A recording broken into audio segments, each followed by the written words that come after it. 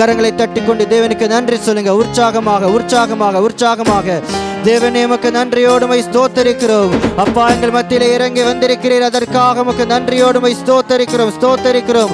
அப்பா எங்களோடு கூட இருக்கிறவரே உமக்கு நன்றியோடுமை ஸ்தோத்தரிக்கிறோம் ஸ்தோத்தரிக்கிறோம்.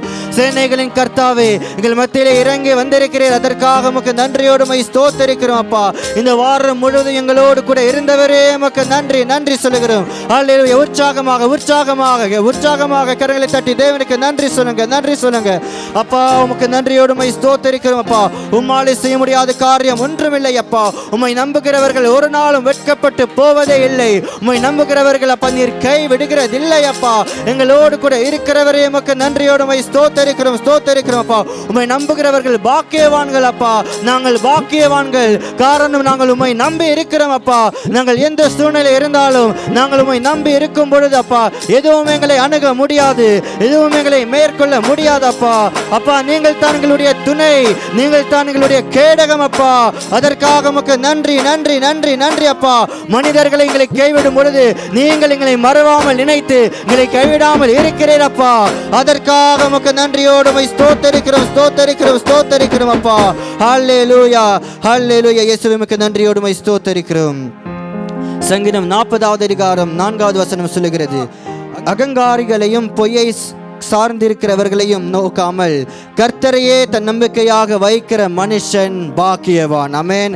கர்த்தராக இயேசு கிறிஸ்து தான் நம்முடைய நம்பிக்கை. அவர் மேலே நம்பிக்கை வைத்தவர்கள் ஒரு நாளும் வெட்கப்பட்டு போகவே இல்லை. காரணம் அவர் தான் நம்முடைய வாழ்க்கையில எல்லாமே பார்த்து கொள்கிற தேவனாய் இருக்கிறார். அவர் தான் நம்முடைய துணை, அவர் தான் நம்முடைய கேடகம். அப்போ என்ன நடந்தாலும் எந்த சூழ்நிலையில் நாங்கள் கடந்து வந்தாலும் தேவன் மேலே நாங்கள் நம்பிக்கை வைக்கும் பொழுது அவர் மேலே நம்பிக்கை வைத்து அவரை ஆராதித்தால் போதும், மற்றதெல்லாம் அவர் பார்த்துக் கொள்வார். ஆமென் ஹல்லேலூயா. அப்போ உற்சாகமாக நாங்கள் அவரை ஆராதித்து கரங்களை தட்டிக்கொண்டு அவரை துதிப்போம். உம்மை நம்பும் நான் பாக்கியவான், உம்மையே நம்பியிருப்பேன். உம் அன்பை நம்பும் நான் பாக்கியவான், உம் அன்பையே நம்பியிருப்பேன். சொல்லுவோம். உம்மை நம்பும் நான் பாக்கியவான், உம்மையே நம்பியிருப்பேன். உம் அன்பை நம்பும் நான் பாக்கியவான், உம் அன்பையே நம்பியிருப்பேன். உம்மை நம்புவேன் உம்மை நம்புவேன், உம்மையே நம்பியிருப்பேன். உம்மை நம்புவேன் நான் உம்மை நம்புவேன், உம் அன்பையே நம்பியிருப்பேன். உம்மை நம்பும் நான் பாக்கியவான், உம்மையே நம்பியிருப்பேன். உம் அன்பை நம்பும் நான் பாக்கியவான், உம் அன்பையே நம்பியிருப்பேன். நீர்தானே துணையானீர், என் கேடகமும் ஆனீர். சொல்லுவோம். நீர்தானே துணையானீர், என் கேடகமும் ஆனீர். என்னை நினைப்பவரே ஆசீர்வதிப்பவரே, என்னை நினைப்பவரே ஆசீர்வதிப்பவரே. உம்மை நம்புவேன் நான் உம்மை நம்புவேன், முடிவு பரியந்தம் உம்மை.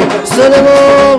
உம்மை நம்புவேன் நான் உம்மை நம்புவேன், முடிவு பரியந்தம் உம்மை நம்புவேன். உம்மை நம்பும் நான் பாக்கியவான், உம்மையே நம்பியிருப்பேன். அன்பை நம்பும் நான் பாக்கியவான், உம் அன்பையே நம்பியிருப்பேன். உம்மை நம்பும் நான் பாக்கியவான், உம்மையே நம்பியிருப்பேன். உம் அன்பை நம்பும் நான் பாக்கியவான், உம் அன்பையே நம்பியிருப்பேன். உம்மை நம்பும் மனிதர்கள் யாவரையும் உம் கிருபை சூழ்ந்து கொள்ளும். சொல்லுவோம். உம்மை நம்பும் மனிதர்கள் யாவரையும் உம் நன்மை மிகுந்திருக்கும். குற்றப்பட்டு போவதில்லை, நான் வெட்கப்பட்டு போவதில்லை. குற்றப்பட்டு போவதில்லை, நான் வெட்கப்பட்டு போவதில்லை. உம்மை நம்புவேன் நான் உம்மை நம்புவேன், முடிவு பரியந்தம் உம்மை நம்புவேன். உம்மை நம்புவேன் நான் உம்மை நம்புவேன், முடிவு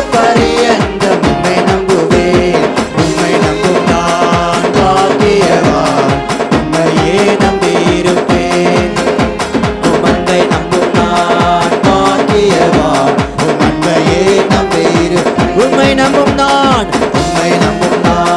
பாக்கியவான் உம்மையே நம்பியிருப்பேன் உம் அன்பை நம்பும் நான் பாக்கியவான் உம் அன்பையே நம்பியிருப்பேன் சீயோன் பர்வதம் இருப்பதைப் போல் அசையாமல் நிலைத்திருப்பேன் சீயோன் பர்வதம் இருப்பதைப் போல் அசையாமல் நிலைத்திருப்பேன் ஆகாமியத்தின் கொடுங்கோல் என்மேல் நிலைப்பதில்லை ஆகாமியத்தின் கொடுங்கோல் என்மேல் நிலைப்பதில்லை உம்மை நம்புவேன் நான் உம்மை நம்புவேன் முடிவு பரியந்த உம்மை நம்புவேன் உம்மை நம்புவேன் நான் உம்மை நம்புவேன் முடிவு பரியந்த உம்மை நம்புவேன் உம்மை நம்பும் நான் பாக்கியவான் உம்மையே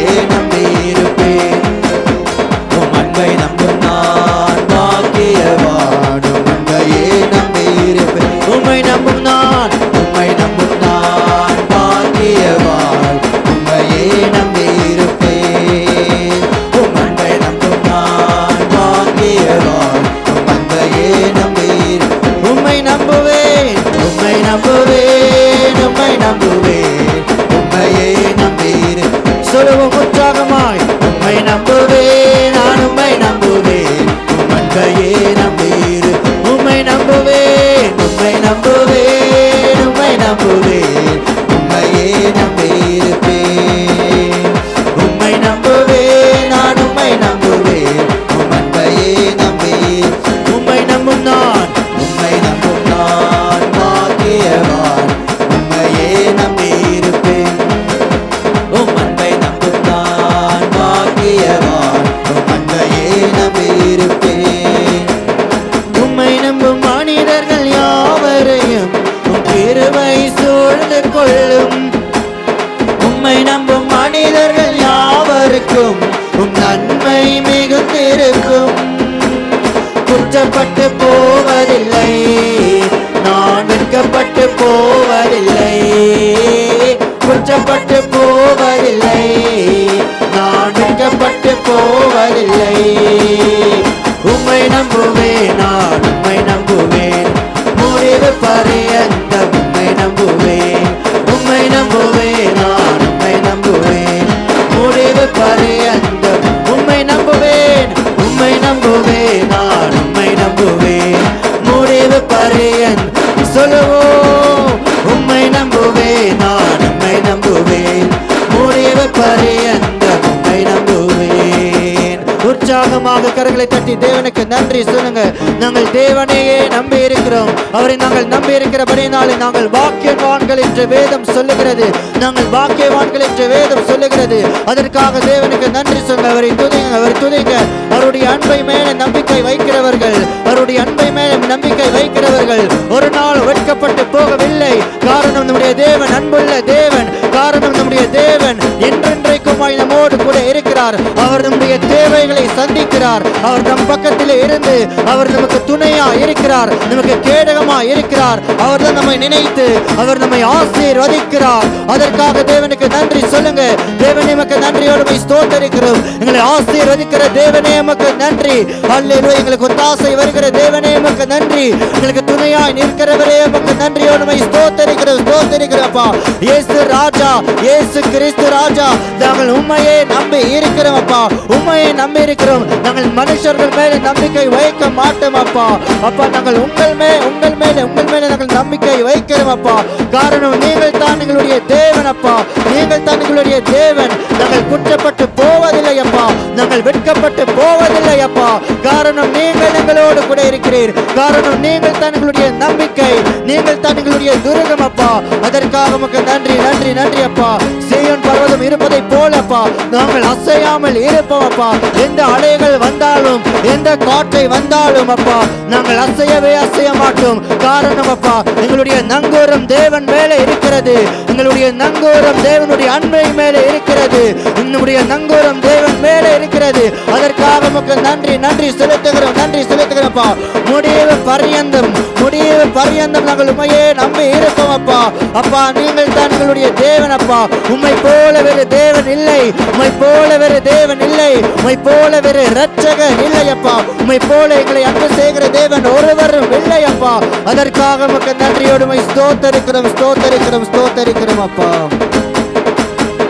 சீயோன் பர்வதம் இருப்பதை போல் அசையாமல் நிலைத்திருப்பேன். அறிக்கை செய்வோம். சீயோன் பர்வதம் இருப்பதை போல் அசையாமல் நிலைத்திருப்பேன். ஆகாமியத்தின் கொடுங்கோல் என்னை நிலைப்பதில்லை. ஆகாமியத்தின் கொடுங்கோல் என்னை நிலைப்பதில்லை.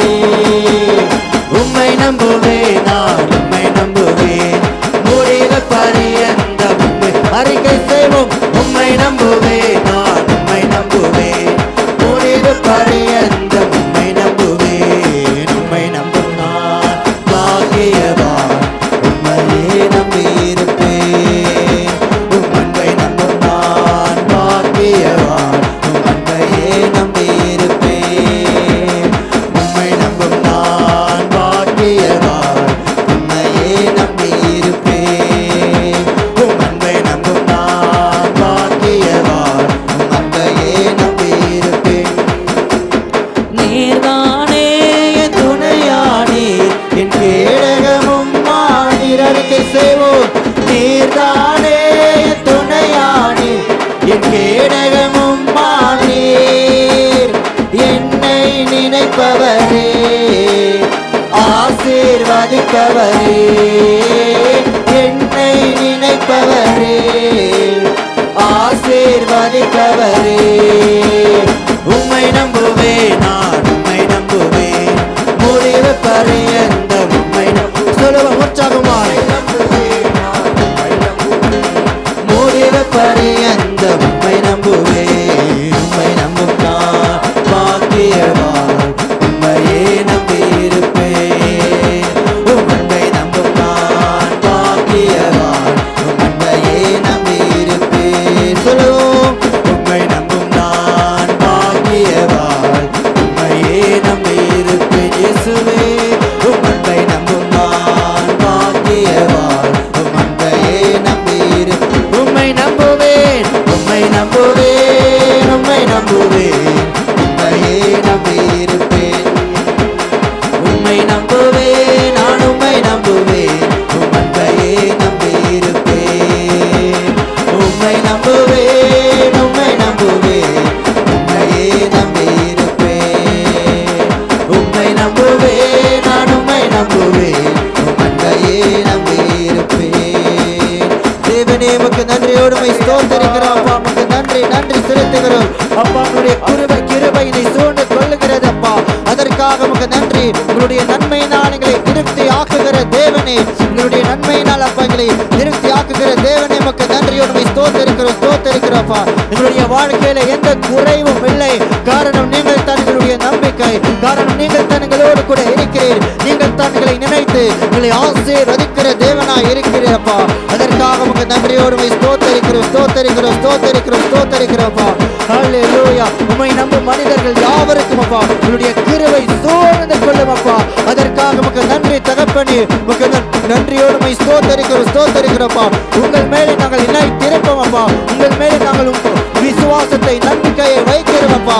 அதற்காக உமக்கு நன்றி செலுத்துகிறோம் அப்பா. ஹல்லேலூயா. யாராவது ஒரு சத்தமாக நம்முடைய தேவனுக்கு நன்றி சொல்லி துதிப்போம்.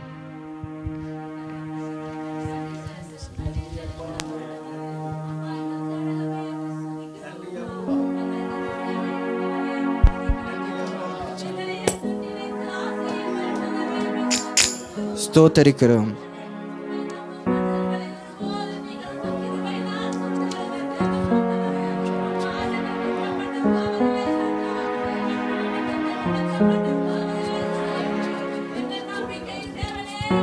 ஸ்தோத்தரிக்கிறோம், ஸ்தோத்தரிக்கிறோம்.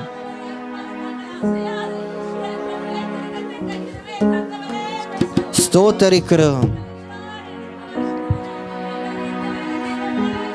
ஸ்தோத்தரிக்கிறோம். ஆமென், ஆமென். ஸ்தோத்தரிக்கிறோம், ஆமென்.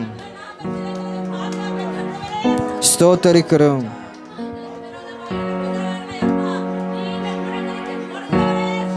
ஸ்தோத்தரிக்கிறோம், ஸ்தோத்தரிக்கிறோம்.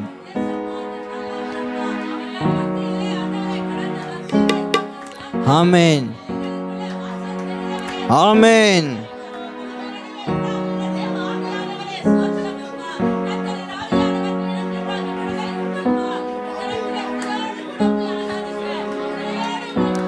ஆமென், ஆமென்.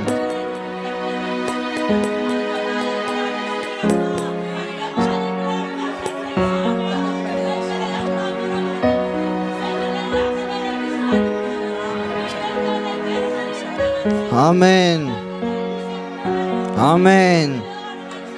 ஸ்தோத்தரிக்கிறோம், ஆமென், ஆமென், ஆமென். ஸ்தோத்தரிக்கிறோம், ஆமென். ஸ்தோத்தரிக்கிறோம், ஸ்தோத்தரிக்கிறோம். ஆமென், ஆமென், ஆமென், ஆமென்,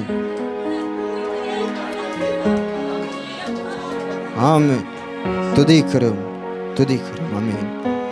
பிலிப்பியர் 4வது அதிகாரம் 7வது வசனம் சொல்லுகிறது, எல்லா புத்திக்கும் மேலான தேவ சமாதானம் உங்கள் இருதயங்களையும் உங்கள் சிந்தனைகளையும் கிறிஸ்து இயேசுவுக்குள்ளாக காத்துக்கொள்ளும். ஆமென். தேவனாக இயேசு கிறிஸ்து நமக்கு சமாதானத்தை தருகிற தேவனாய் இருக்கிறார். அவர் யெகோவா ஷாலோம், சமாதானத்தின் தேவன். ஆமென். அவர் தான் எல்லா புத்திக்கும் மேலான தேவனுடைய சமாதானத்தை நம்முடைய இருதயத்தில் வைக்கிறார். நாங்கள் எந்த சூழ்நிலை இருந்தாலும் அந்த சமாதானம் நமக்குள்ளே இருக்கும். ஹல்லேலூயா. தேவன் உலகத்தை கொடுக்கிற போல அவர் கொடுக்கிறதில்லை. அவர் நிரந்தரமான சமாதானத்தை தருகிறார். ஆமென். அந்த சமாதானத்தை தருகிற தேவனுக்கு இந்த பாடலை பாடி அவரை உயர்த்துவோம்.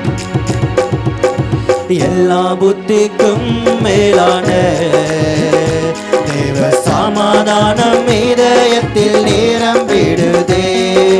எல்லா புத்திக்கும் மேலான தேவ சமாதானம் இதயத்தில் நிரம்பிடுதே. ஆத்துமாவை இளைப்பாற பண்ணிடுதே.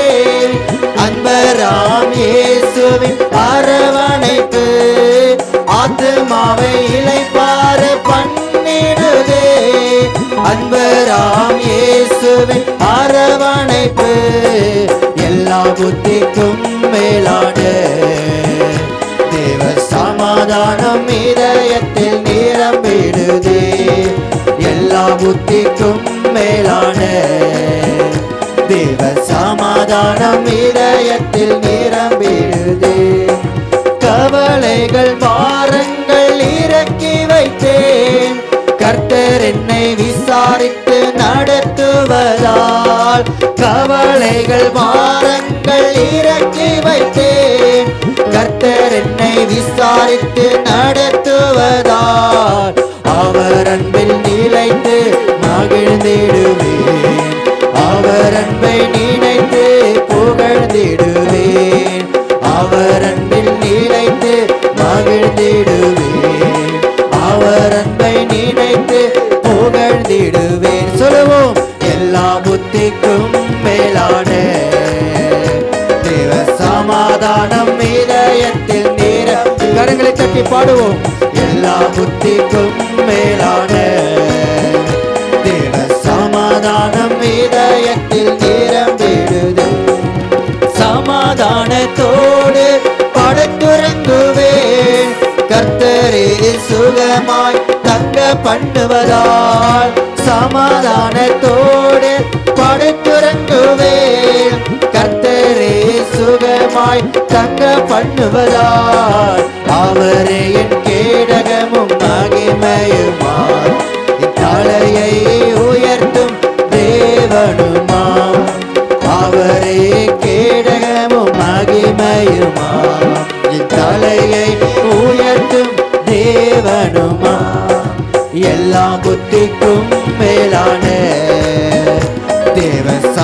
சமாதானம் இதயத்தில் நிரம்பிடுதே.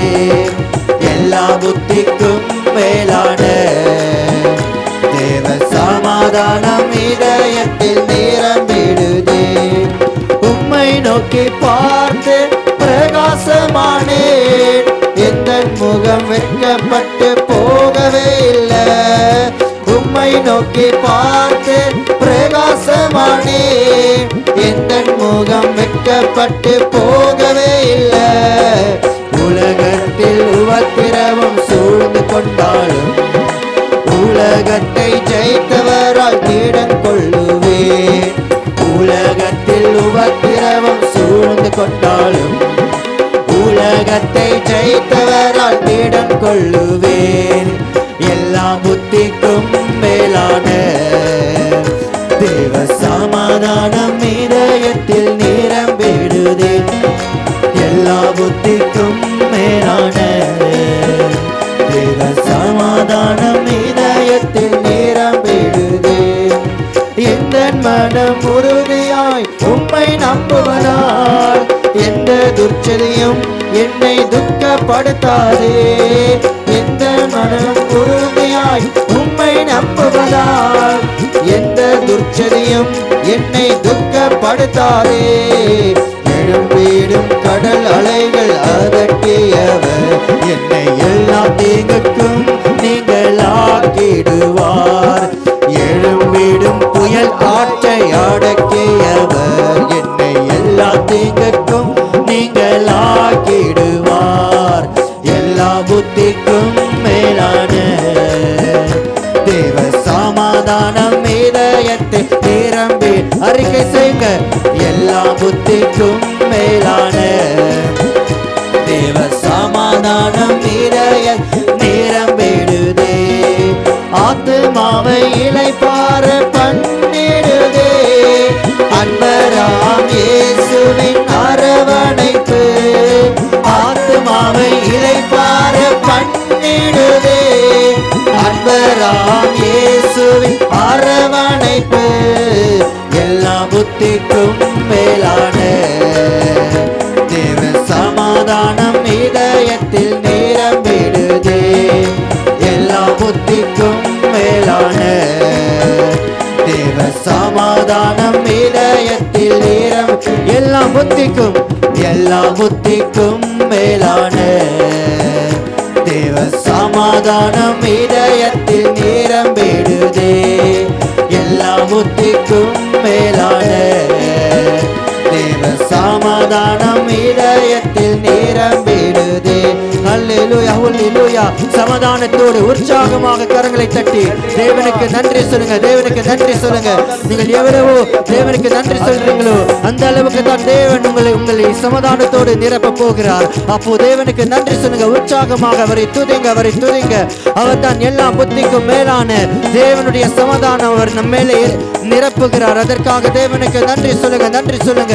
உங்களுடைய ஆத்துமாவை தேவன் இளைப்பாற செய்ய போகிறார், இளைப்பாற செய்ய போகிறார். நீங்கள் எந்த கவலைகளோடு கூட இருந்தாலும் அல்லேலூயா தேவன் உங்களுக்குள்ள ஒரு சமாதானத்தை தருகிறார், ஒரு சமாதானத்தை தருகிறார். அதற்காக தேவனுக்கு நன்றி சொல்லுங்க, நன்றி சொல்லுங்க, நன்றி சொல்லுங்க. உங்களுடைய கவலைகள், உங்களுடைய பாரங்கள் எல்லாம் தேவன் மேலே இறக்கி வைத்து அவர் உங்களுக்கு கொடுக்கிற சமாதானத்தை பெற்றுக்கொள்ளுங்க, பெற்றுக்கொள்ளுங்க, பெற்றுக்கொள்ளுங்க. அல்லேலூயா. தேவனே உமக்கு நன்றியோடு உம்மை ஸ்தோத்திரிக்கிறோம் அப்பா. எங்களுக்கு சமாதானத்தை தருகிறவரே உம்மை ஸ்தோத்திரிக்கிறோம், ஸ்தோத்திரிக்கிறோம், ஸ்தோத்திரிக்கிறோம் அப்பா. நாங்கள் சமாதானத்தோடு படுத்துக் கொண்டு நித்திரை செய்வோம் அப்பா.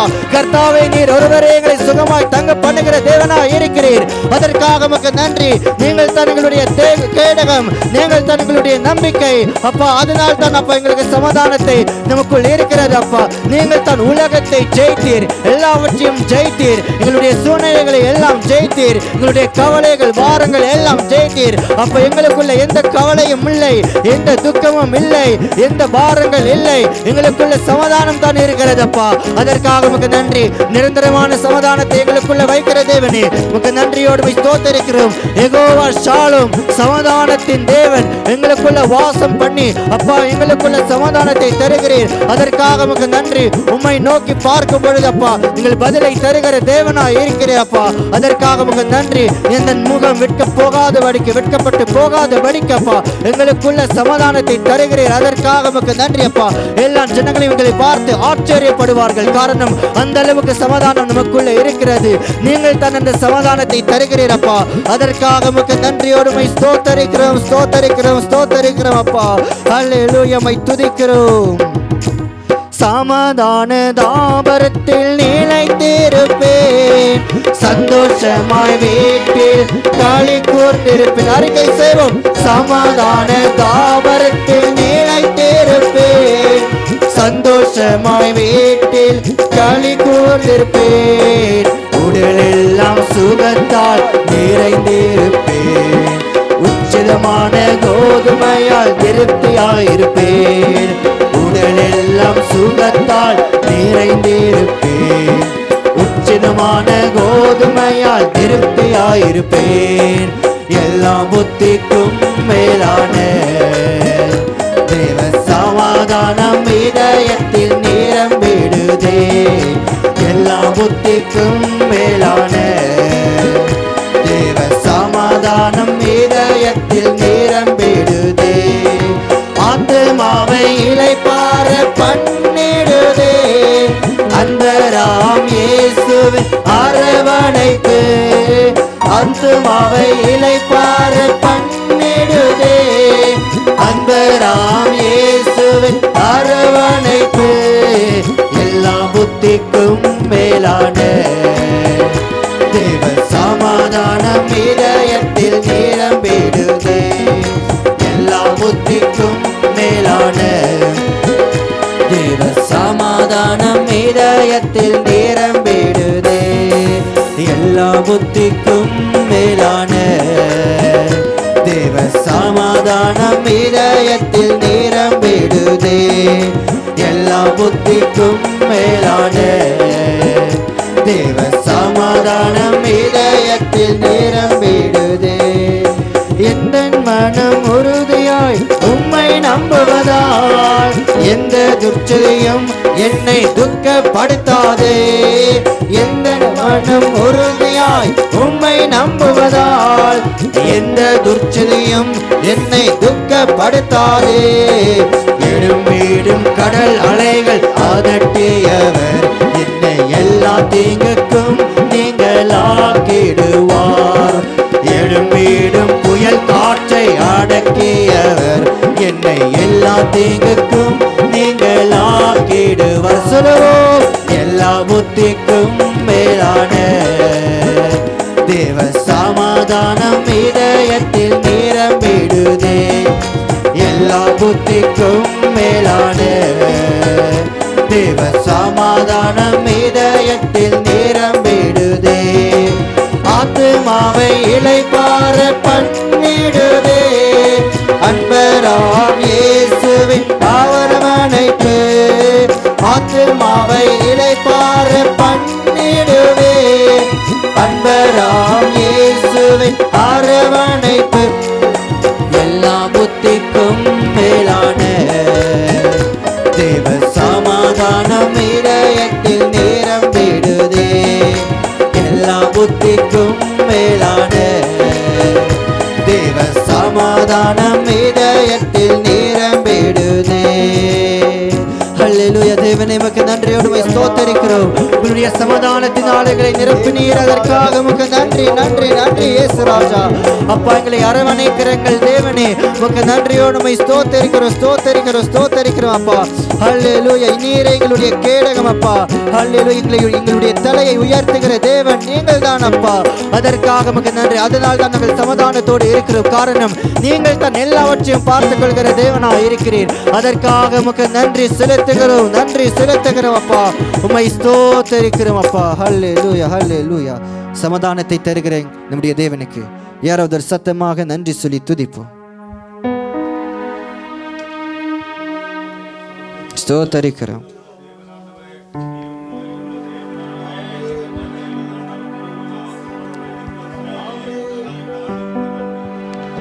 துதிக்கிறோம்.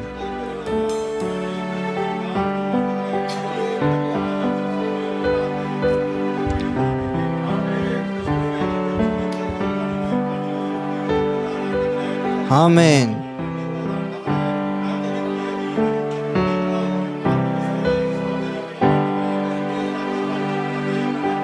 ஆமென்.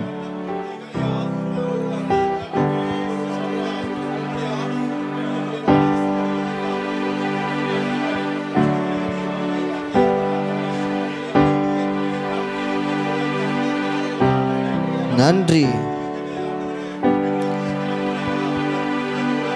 ஆமென். ஸ்தோத்தரிக்கிறோம்.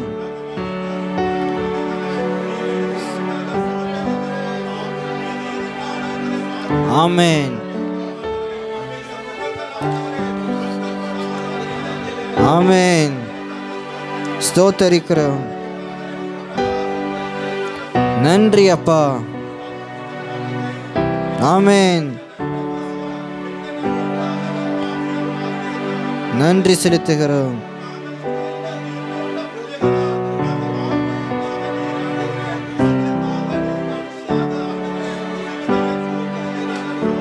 ஸ்தோத்தரிக்கிறோம்.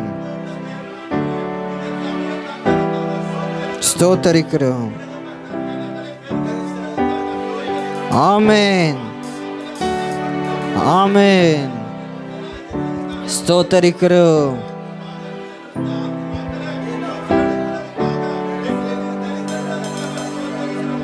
ஆமென்.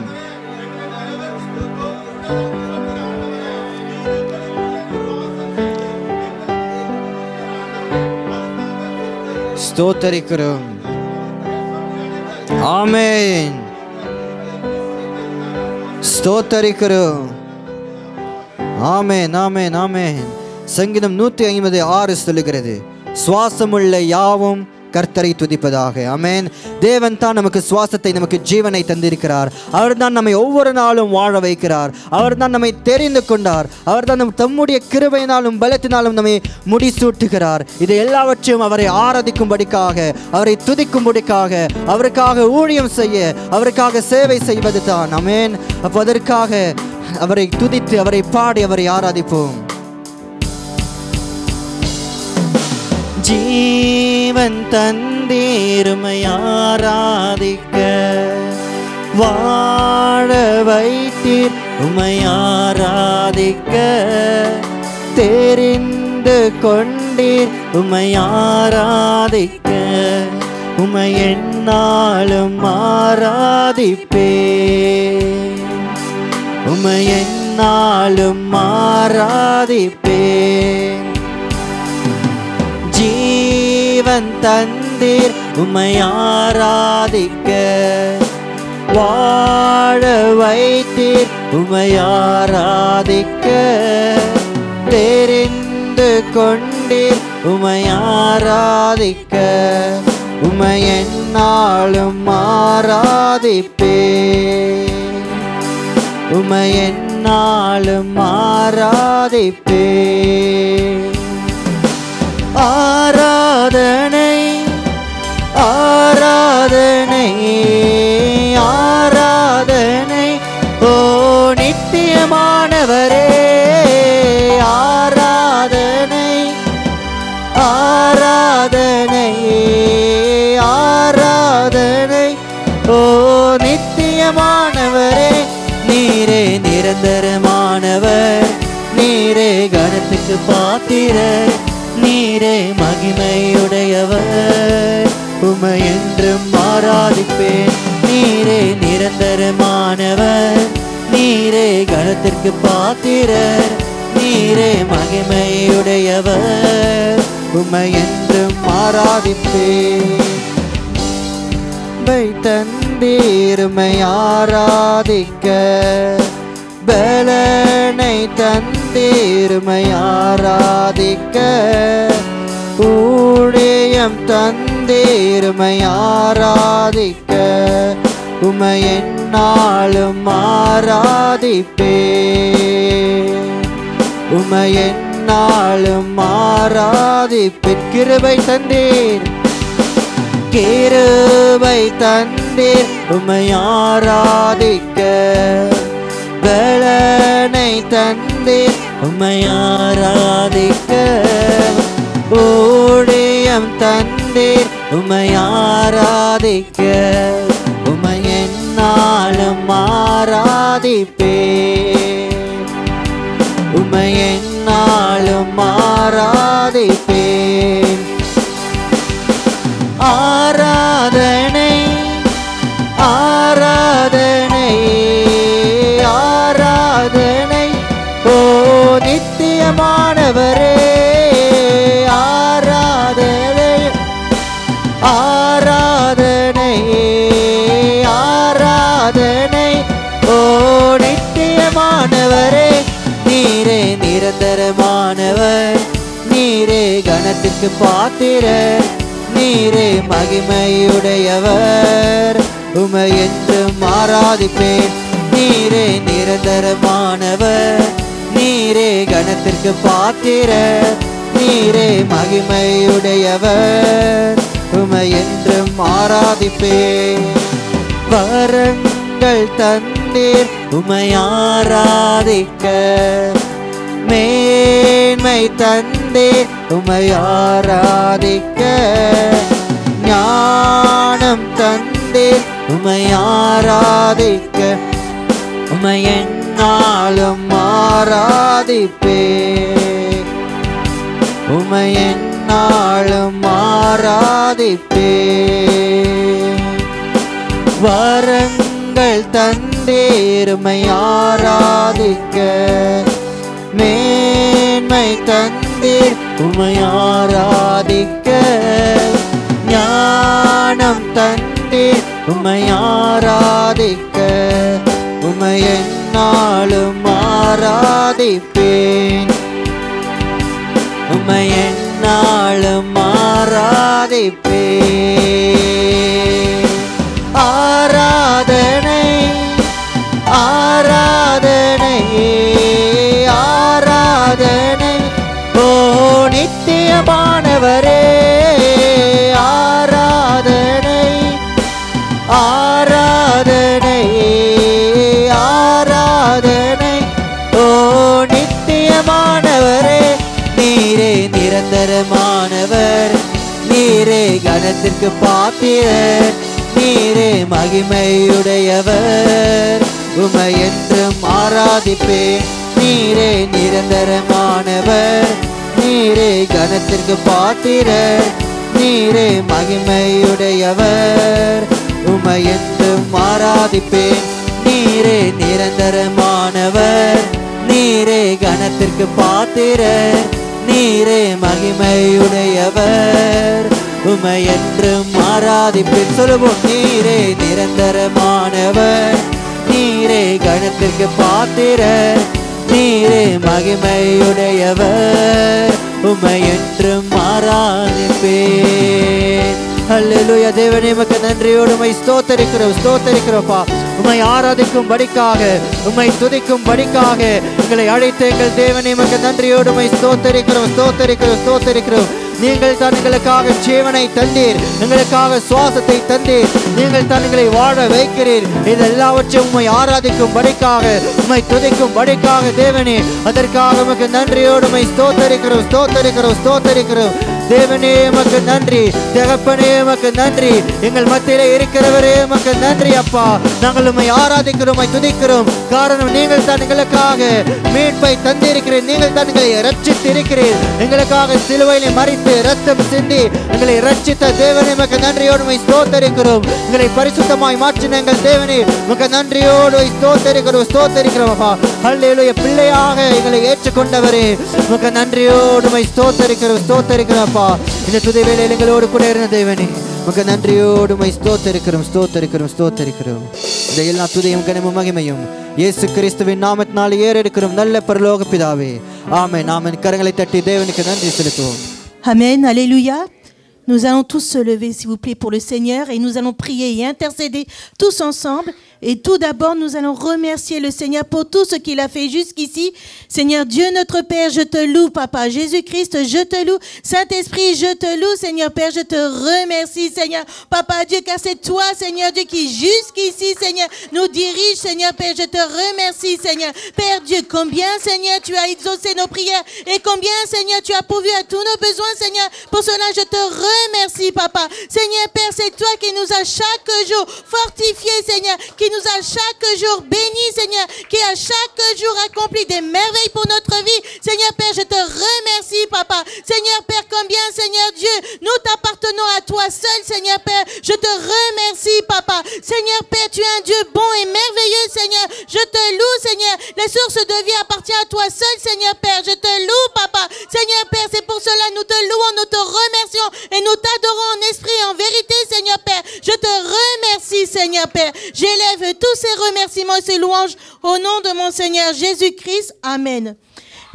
Brodeur va prier pour la promesse de l'Église qui dit que « Car je suis l'Éternel ton Dieu qui fortifie ta droite, qui te dit ne crains rien, je viens à ton secours. » Brodeur va prier pour que l'Éternel nous soutienne et nous donne la victoire dans nos combats, qui nous console en faisant des miracles, qui nous donne sa grâce pour que les âmes ne tombent pas dans les péchés et qui nous fait réaliser avec victoire le ministère de Dieu. Brodeur va prier pour cela. Seigneur Père, je bénis, je verse le sang de Jésus-Christ, Seigneur, sur l'Église évangile de Jésus-Christ, Seigneur Père, je te prie, Seigneur, que tu la bénis, Seigneur, que tu la gardes, Seigneur Père, je te prie, Seigneur.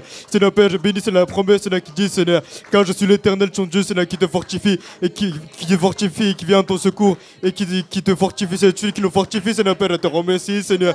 Seigneur Père, je te prie, Seigneur, que cette année, Seigneur, que tu sois notre soutien, Seigneur, pour l'Église, Seigneur Père, je te prie, Seigneur.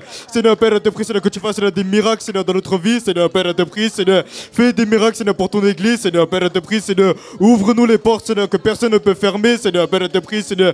Que tu diriges, Seigneur, nos pas, Seigneur, vers ton chemin, Seigneur Père, je te prie, Seigneur.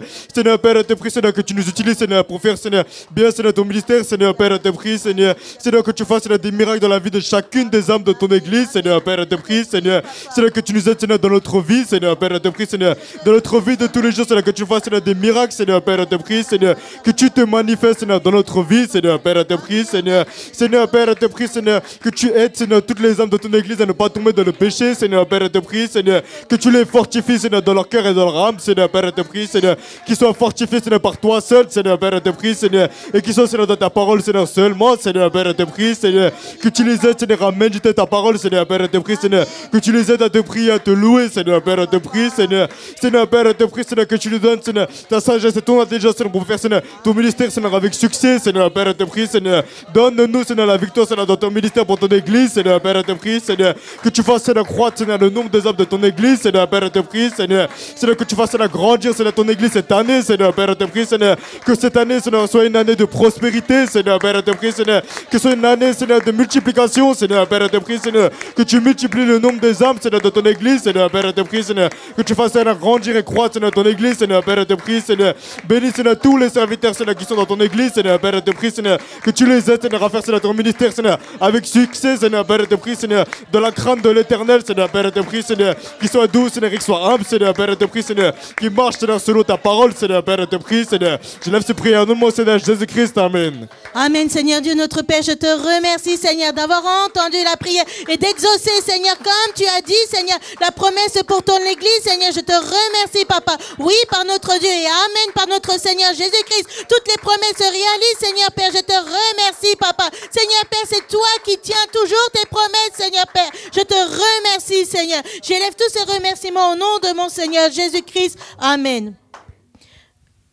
Brodeur va maintenant prier pour la moisson des âmes, pour que les frontières de l'Église soient agrandies, que les âmes sortent des ténèbres pour venir dans la lumière de Dieu, qu'il y ait l'onction de multiplication et l'onction d'évangélisation qui descendent sur l'Église. Brodeur va prier pour cela. பிதாவே நன்றியோடு நாங்கள் சோத்தரிக்கிறோம் சர்வ வல்லமுள்ள தேவன் பரிசுத்தமான தேவன் ஆண்டவரே அப்பா நீ நல்லவர் ஆண்டவரே பரலோக தகப்பன் ஆண்டவரே இந்த சபையை நாங்கள் ஒப்பு கொடுக்கிறோம் ராஜா கிறிஸ்து சபை ஆண்டவரே நீ சாதித்த சபை ஆண்டவரே அப்பா நாங்கள் ஆத்மா பாரத்தை உங்களோட தருகிறோம் சுவாமியே ஆத்மாக்களை ஆதாயப்படுத்துங்க சுவாமி ஆண்டவரே பாகத்தில் இருக்கிற ஜனங்கள் ஆண்டவரே அடிமையில் இருக்கிற ஜனங்கள் ஆண்டவரே கட்டுகள் இருக்கிற ஜனங்கள் ஆண்டவரே விக்கிரங்க ஆராதனையில் இருக்கிற ஜனங்கள் ஆண்டவரே மீட்டு எடுக்கிறதுக்காக இந்த சபையை நீர் கொடுத்திருக்கிற ஆண்டவரே அதுக்காக எங்களுடைய மேய்ப்பரை தந்திருக்கிற ஆண்டவரே, ஆண்டவரே அதுக்காக ஊழியர்களை தந்திருக்கிற ஆண்டவரே, அதுக்காக விசுவாசிகளை தந்திருக்கிறீங்க ஆண்டவரே. ஆண்டவரே நாங்கள் இந்த இடத்திலிருந்து நாங்கள் துறப்பிலிருந்து நாங்கள் செபிக்கிறோம் ஆண்டவரே. ஆண்டவரே எங்களோட ஊக்கமான செபங்கள் ஆண்டவரே, நீர் பரலோகத்தில் இருக்கிற தகப்பன் ஆண்டவரே, நாங்கள் செபிக்கிற செபங்கள் உண்மையுள்ள தேவன் ஆண்டவரே, நீர் உயிருள்ள தேவன் ஆண்டவரே, நீ கேட்கிற தேவன் ஆண்டவரே, நீர் பதில்களை கட்டளையிடுகிற தேவன் ஆண்டவரே, ஆத்துமாக்களின் தாங்க ஆண்டவரே, இந்த சபையை மூடி மறையுங்க ஆண்டவரே, ஜனங்களால் மறைத்து கொள்ளுங்க ஆண்டவரே. ஆண்டவரே இந்த ஜனங்கள் பாரத்தை தருகிறோம் ஆண்டவரே, உம்முடைய காலில் வைக்கிறோம் சுவாமியே. ஆண்டவரே இந்த ஜனங்கள் ஆண்டவரே, அடிமையில் இருக்கிற ஜனங்களை மீட்டு எடுக்கிறதுக்காக ஆண்டவரே, வலைகளை ஆப்பிட்ட ஜனங்கள் ஆண்டவரே, ஆண்டவரே பிசாசு ஆண்டவரே, ஜனங்களை ஆண்டவரே, ஜனங்கள் மூலமாக ஆண்டவரே பாதாளத்துக்களை கொண்டு வரான் ஆண்டவரே, அடிமைக்கு கொண்டு வரான் ஆண்டவரே, ஆண்டவரே கூடி போதை பொருட்களுக்களை கொண்டு வரான் ஆண்டவரே. அப்படிப்பட்ட அடிமையில் இருக்கிற ஜனங்களை ஆண்டவரே நீர் தூக்கி எடுக்கிற ஒரே சர்வ வல்லமுள்ள தேவன் ஆண்டவரே, நீர் அற்புதமான தேவன் ஆண்டவரே. எங்களுடைய கிறிஸ்து சபையில இருந்து ஆண்டவரே நாங்கள் முக்கியமாக ஜெபிக்கிறோம் ஆண்டவரே, பாக கட்டுகள் இருந்து உடைத்து போடுங்க ஆண்டவரே, அதிகாரத்தை கொடுங்க ஆண்டவரே, அதிகாரத்தை எங்களுக்கு தாங்க ஆண்டவரே, ஆத்துமாக்களை சுதந்திரிக்க அதிகாரத்தை தாங்க ஆண்டவரே, நல்ல ஞானத்தை தாங்க ஆண்டவரே, ஆத்துமாக்களை எப்படி பேசுகிறது ஞானத்தை தாங்க ஆண்டவரே, எங்களை கட்டி தாங்க ஆண்டவரே, எங்கள் மூலமா ஜனங்கள் சுதந்திரிக்க வேணும் ஆண்டவரே, நாங்கள் முன்மாறியா இருக்கணும் ஆண்டவரே, நாங்கள் சாட்சியா இருக்கணும் ஆண்டவரே, எங்களை பார்த்து அவர்கள் ஆண்டவரே தேவனுடைய பிள்ளைகள் என்று சொல்லி ஆண்டவரே அவர்கள் ரட்சிக்கப்பட ஆண்டவரே கிருபை தாங்க ஆண்டவரே, ஜனங்களை இன்னும் பலப்படுத்துங்க ஆண்டவரே, எங்களுக்கு சொந்தமா ஆண்டவரே, ஆண்டவரே இந்த ஆண்டிலே ஆண்டவரே இந்த சபை ஆண்டவரே, ஆண்டவரே நிரப்புங்க ஆண்டவரே, இடது பக்கம் வலது பக்கம் ஆண்டவரே நிரம்பணும் ஆண்டவரே, அந்த தடையை எடுத்து போடுங்க ஆண்டவரே, ஜனங்கள் ஆண்டவரே சபைக்கு வந்து விட்டு போக கூடாது ஆண்டவரே, விட்டுட்டு ஓடக்கூடாது ஆண்டவரே, அவருடைய தேவைகளை சந்திங்க ஆண்டவரே, அவர்கள் ஆண்டவருக்கு கண்டு சொல்லி ஆண்டவரே உமக்கண்டு சொல்லி ஆண்டவரே இருதயத்தை கொடுக்க ஆண்டவரே, அவருடைய கிருபை செய்யுங்க ஆண்டவரே, ஆண்டவரே அவர்களை பாராட்டுங்க ஆண்டவரே, அவர்கள் பாவத்தில் விழுந்து கொண்டு இருக்கிறார்கள் ஆண்டவரே, ஒரே ஒரு சுகமான வழி தேவனே நேசிக்கிறது, தேவனுக்கு இருதயத்தை கொடுக்கிறது, அதுதான் சுகமான வழி. இரண்டு வழியை ஆண்டவரே அவர்களுக்கு கட்டி கொடுக்க ஆண்டவரே, எங்களை நீர் பயன்படுத்துங்க ஆண்டவரே, ஆண்டவரே மேய்ப்பருக்கு ஞானத்தை கொடுங்க இன்னும் அதிகாரமாக ஆண்டவரே, எங்களுக்கு இன்னும் ஞானத்தை கொடுங்க ஆண்டவரே, அதிகாரமாக கொடுங்க ஆண்டவரே, ஜனங்கள் ஆண்டவரே சபைக்கு அருகாமை இருக்கிற தமிழ் வீடுகளை ஆராய்ந்து பார்க்கும் பொழுது ஆண்டவரே எவ்வளவு போராட்டம், எவ்வளவு பிரச்சனைகள் ஆண்டவரே, பூரண ஆசீர்வாதம் இல்லை ஆண்டவரே, பூரண சமாதானம் இல்லை ஆண்டவரே, தேவன் அவர்களுக்குள்ள இல்ல, தேவன் அவர்களுக்குள்ள வீடு இல்லை ஆண்டவரே, தேவனுக்கு முக்கியம் இல்லை ஆண்டவரே, இயேசு பெயரை தெரியாத ஆண்டவரே, இயேசு கிறிஸ்து என்று சொல்லி ஆண்டவரே எங்களுக்கு தலைமைகளால் சுகம் கொடுக்கிற கடவுள் என்று சொல்லி அவர்களுக்கு நல்ல ஞானம் இல்லை ஆண்டவரே, அந்த பிசாசு ஆண்டவரே அவருடைய குருட்டு கண்களா அவர்களை மாற்றி இருக்கிறான் ஆண்டவரே, அந்த தடைகளை இயேசு நாமத்தில் உடைத்து போட்டதுக்காக சோத்தரிக்கிறோம், ஜனங்களை ஆதாயப்படுத்துவதற்காக சோத்தரிக்கிறோம், இடது பக்கம் ஜனங்களை நிரப்பினதுக்காக சோத்தரிக்கிறோம், எங்களுக்கு கண்டு சொந்த சனத்தை நீர் கொடுத்ததுக்காக சோத்தரிக்கிறோம், உமக்கண்டு சொல்லி ஆண்டவரே இந்த சபையை நீர் சாதித்ததுக்காக சோத்தரிக்கிறோம் ஆண்டவரே, இயேசு கிறிஸ்து நாமத்தால் ஜெபிக்கிறோம் ஜீவனுள்ள நல்ல பிதாவே, ஆமென். Amen, amen. Seigneur Père, je te remercie, Seigneur Dieu, d'avoir entendu chacune de ces paroles. Seigneur, je te remercie, Papa. Seigneur Père, je te remercie de verser tes bénédictions sur tous les serviteurs, de les accompagner de ta grâce et d'assaisonner de sel leurs paroles, Seigneur, et donner la faveur des hommes, Papa. Je te remercie, Papa. Seigneur Père, j'élève tous ces remerciements au nom de mon Seigneur Jésus-Christ. Amen. Sister va prier pour toutes les familles de l'Église, pour qu'ils soient bénis spirituellement et matériellement, qu'ils aient la paix, l'amour, qu'ils grandissent dans la prière, qu'ils soient en bonne santé et que tous les démarches, les papiers administratifs, quels que soient les projets qu'ils font, soient bénis. Sister va prier pour cela. பிதாவே நன்றி செலுத்துகிறோம் ராஜா ஆண்டவரே, சபையில் குடும்பங்களை உங்களுடைய கருத்தில் ஒப்பு கொடுக்குறேன் ஆண்டே சப்பா, நீங்கள் அவைகளை ஆசீர்வதிக்கும்படியாக ஜெபிக்கிறேன் ஆண்டவரே சப்பா, குடும்பங்களை ஆண்டே சப்பா தேவ சமாதானம் ஆண்டே சப்பா பெருகி வளரும்படியாக ஜெபிக்கிறேன் ஆண்டவரே சப்பா, தேவ அன்பு ஆண்டவரே சப்பா ஒவ்வொருவருக்கும் ஆண்டே சப்பா நீங்கள் நிரப்பும்படியாக ஜெபிக்கிறேன் ஆண்டவரே சப்பா, உம்மோடு இருக்கும் உறவை ஆண்டே சப்பா நீங்கள் பலப்படுத்தும்படியாக ஜெபிக்கிறேன் ஆண்டவரே சப்பா. ஏசப்பா ஜெப வாழ்க்கையில் ஆண்டேசப்பா நீங்கள் தான் ஆண்டேசப்பா அவர்களை ஆண்டேசப்பா கொண்டு நிறுத்தும்படியாக ஜெபிக்கிறேன் ஆண்டேசப்பா அவங்க ஒவ்வொரு குடும்பங்களையும் ஆண்டேசப்பா நீங்கள் உங்களுடைய ஊழியத்துக்கு எடுத்து பயன்படுத்தும்படியாக ஜெபிக்கிறேன் ஆண்டேசப்பா சபை கூடி வருதுகளை ஆண்டேசப்பா அவர்களை ஒரு தடையும் வந்து ஆண்டேசப்பா அசட்டை பண்ணாதபடி ஆண்டேசப்பா ஒவ்வொரு ஞாயிற்றுக்கிழமை ஆண்டேசப்பா அவர்கள் சபை கூடி வர ஆண்டேசப்பா உதவி செய்யும்படியாக ஜெபிக்கிறேன் ஆண்டேசப்பா சரியான ஆரோக்கியத்தை உடைய கருத்தில் ஒப்பு கொடுக்க ஆண்டேசப்பா நீங்கள் நல்ல சுகபலத்தை கொடுக்கும்படியாக ஜெபிக்கிறேன் ஆண்டவரே ஏசப்பா அவர்களுடைய பொருளாதார தேவைகளை உடைய கருத்தில் ஒப்பு கொடுக்குறேன் ஏசப்பா நீங்கள் சந்திக்கும்படியாக ஜெபிக்கிறேன் ஆண்டவரே ஏசப்பா ஆண்டவரே வேலை இல்லாதவர் உங்கள் கடத்தில் ஒப்பு கொடுக்குறேன் ஆண்டவரே ஏசப்பா நீங்கள் தான் ஆண்டேசப்பா ஒரு சரியான வேலையை நீங்கள் கொடுக்கும்படியாக ஜெபிக்கிறேன் ஆண்டேசப்பா ஓய்வு நாள் லீவோட ஆண்டேசப்பா அவர்களுக்கு கிடைக்கும்படியாக ஜெபிக்கிறேன் ஆண்டேசப்பா வீண் செலவுகள் ஆண்டேசப்பா அவர்கள் சந்திக்காத படி ஆண்டவர் ஏசப்பா அவர்களுடைய மாச சம்பளத்தை ஆண்டேசப்பா 10ல் ஒரு பங்கு ஆண்டேசப்பா உமக்கு கொடுக்க ஆண்டேசப்பா உதவி செய்யும்படியாக ஜெபிக்கிறேன் ஆண்டேசப்பா பேப்பர் காரியங்களை உடைய கருத்தில் ஒப்பு கொடுக்குறேன் ஆண்டேசப்பா நீங்கள் தான் ஆண்டேசப்பா அதிகாரியின் கண்களை ஆண்டேசப்பா தயவு கிடைக்க உதவி செய்யும்படியாக ஜெபிக்கிறேன் ஆண்டவரேசப்பா திருமண காரியங்களை உடைய கருத்தில் ஒப்பு கொடுக்குறேன் ஆண்டேசப்பா ஒவ்வொரு வீட்டிலையும் ஆண்டேசப்பா திருமண ஆசீர்வாதம் இறங்கி வரும்படியாக ஜெபிக்கிறேன் ஆண்டேசப்பா இயேசு கிறிஸ்துவோட ரத்தம் ஆண்டவரேசப்பா ஒவ்வொருவர் மேலும் ஆண்டேசப்பா இறங்கி ஆண்டேசப்பா அவர்களை பாதுகாக்கும்படியாக ஜெபிக்கிறேன் ஆண்டேசப்பா இயேசுவின் நல்ல பிதாவே ஆமென். Amen, Seigneur Père, je te remercie, Seigneur Papa, de bénir ainsi toutes les familles, Seigneur Père, et de les prendre soin, Seigneur, entre tes mains, Seigneur, qu'ils soient gardés comme la prunelle de tes yeux, Papa, pour cela. Je te remercie, Papa. Seigneur Père, toute cette prière, tous ces remerciements, j'élève au nom de mon Seigneur Jésus-Christ. Amen. வேத புஸ்தகத்தை நாம் எடுத்துக்கொள்ளலாம். லூக்கா 10வது அதிகாரத்தை எடுத்துக்கொள்ளலாம்.